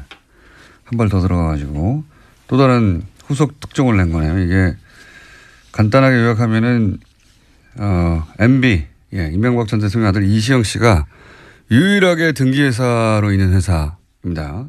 그러니까 유일하게 직접 소유한 회사라는 뜻이죠. 근데 이 회사가 자신의 회사 규모의 40배 가까운 다스 납품 업체 다원을 인수했다. 그걸 정당한 가격을 주고 인수했으면 네, 이상하지 않은데 여기까지는 일요신문이 보도를 했어요. 근데 여기서 이제 한 발 더 들어가가지고 얼마 인수했냐? 이게 특종인 거죠. 예, 100만 원에 인수했다. 공짜죠, 공짜. 연매출액이 600억이고 그다음에 현대자동차의 벤더란 말이죠. 이러면 뭐 대단한 자산 가치입니다. 싸게 해도 몇백억에 사야 되는데 100만 원에 샀다. 네, 굉장히 비정상적인 거래로 보일 수밖에 없습니다. 이거는 뭐 불가능한 거래죠. 제가 아는 상식에서는 이게 가능하려면 몇 가지밖에 없습니다. 하나는 그 다스 실소유주하고 이 인수된 다온 실소유주가 같거나 그럼 가능하죠. 예. 아니면은 다스 실소유주가 예를 들어서 납품업체잖아요. 그러니까 무슨 원자재를 잔뜩 샀을 수 있지 않습니까? 예를 들어서. 그런데 갑자기 거래를 끊어요.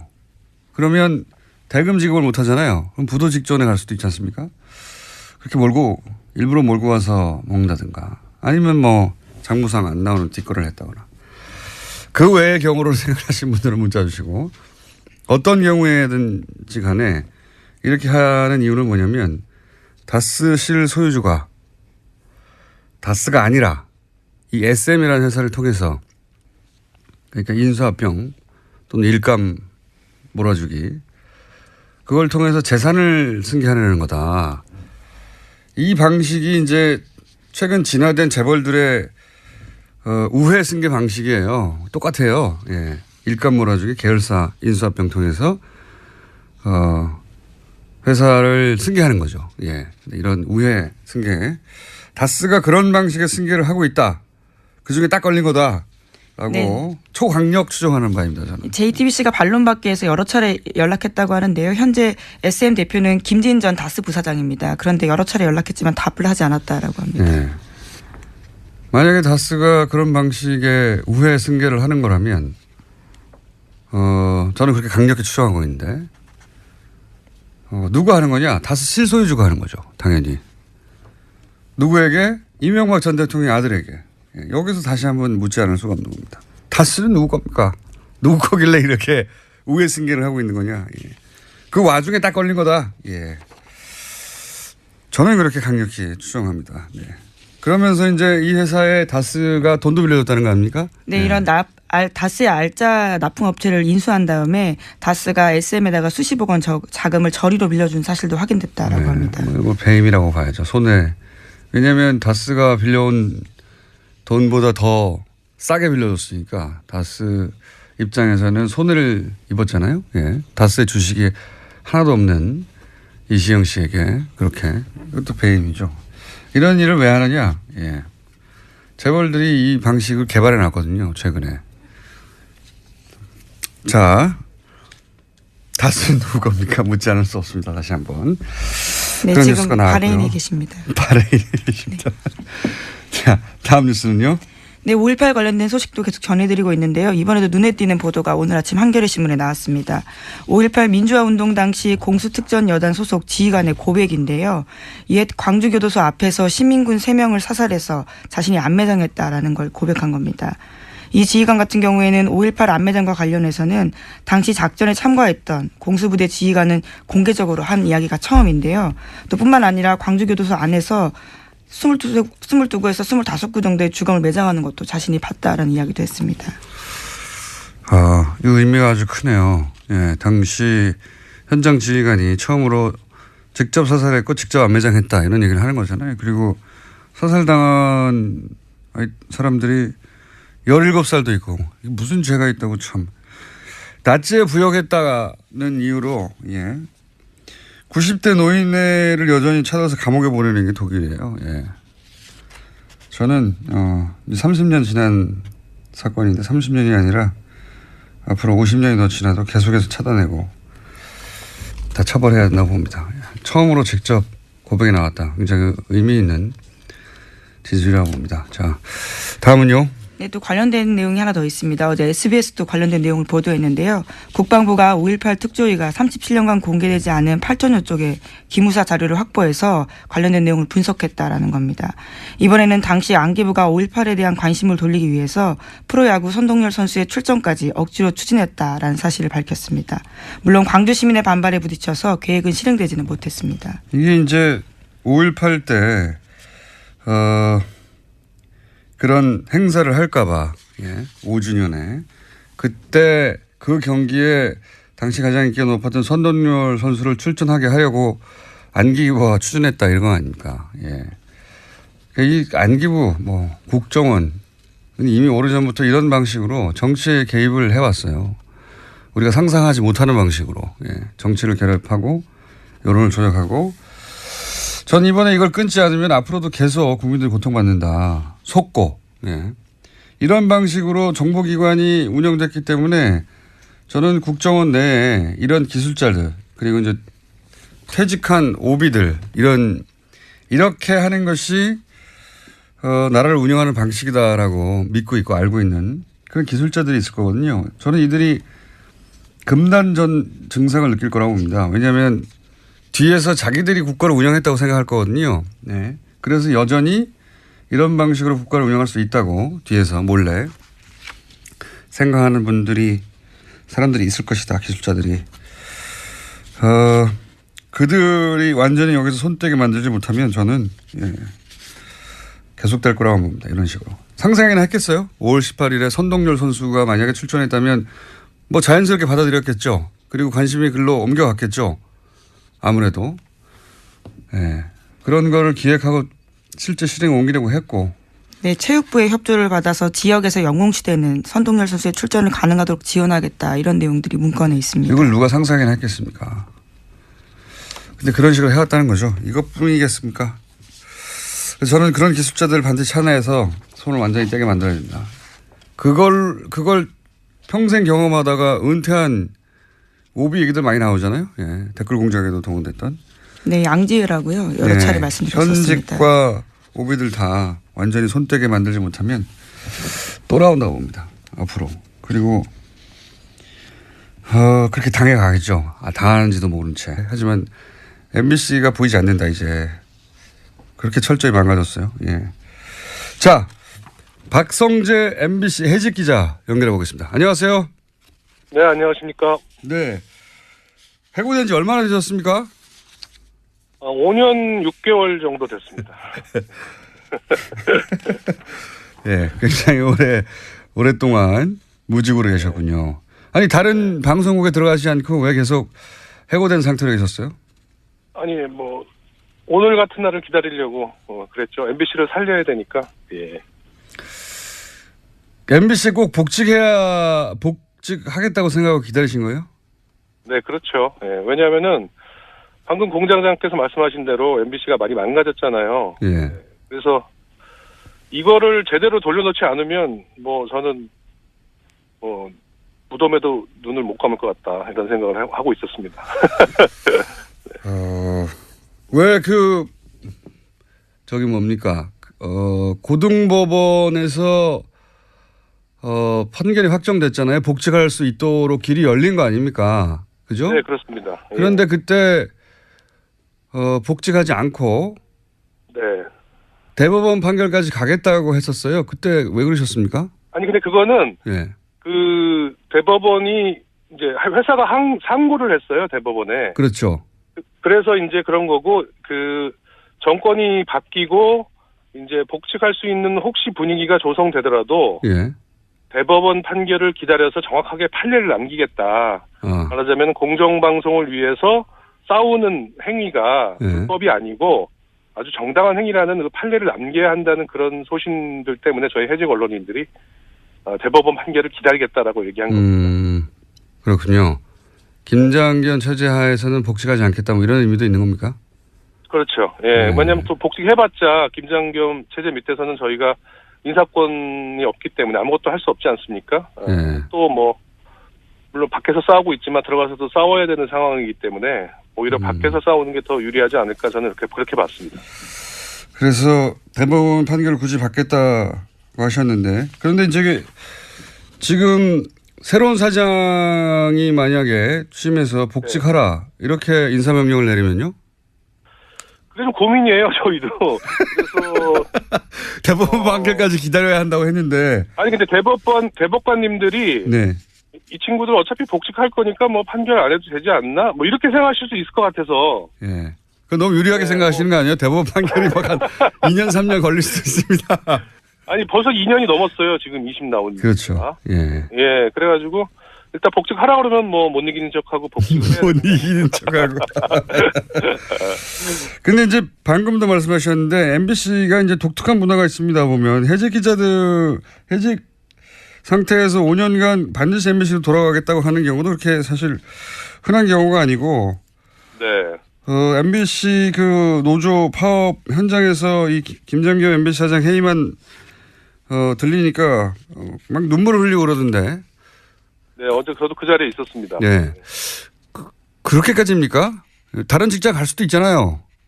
저도 뭐 사실 뭐 제안을 안 받은 건 아닙니다. 네. 그런데 뭐 어쨌든 저희들 심정을 생각해 보면은 아까 공장장님께서 말씀하셨듯이 최고의 방송이었던 시대를 보냈다가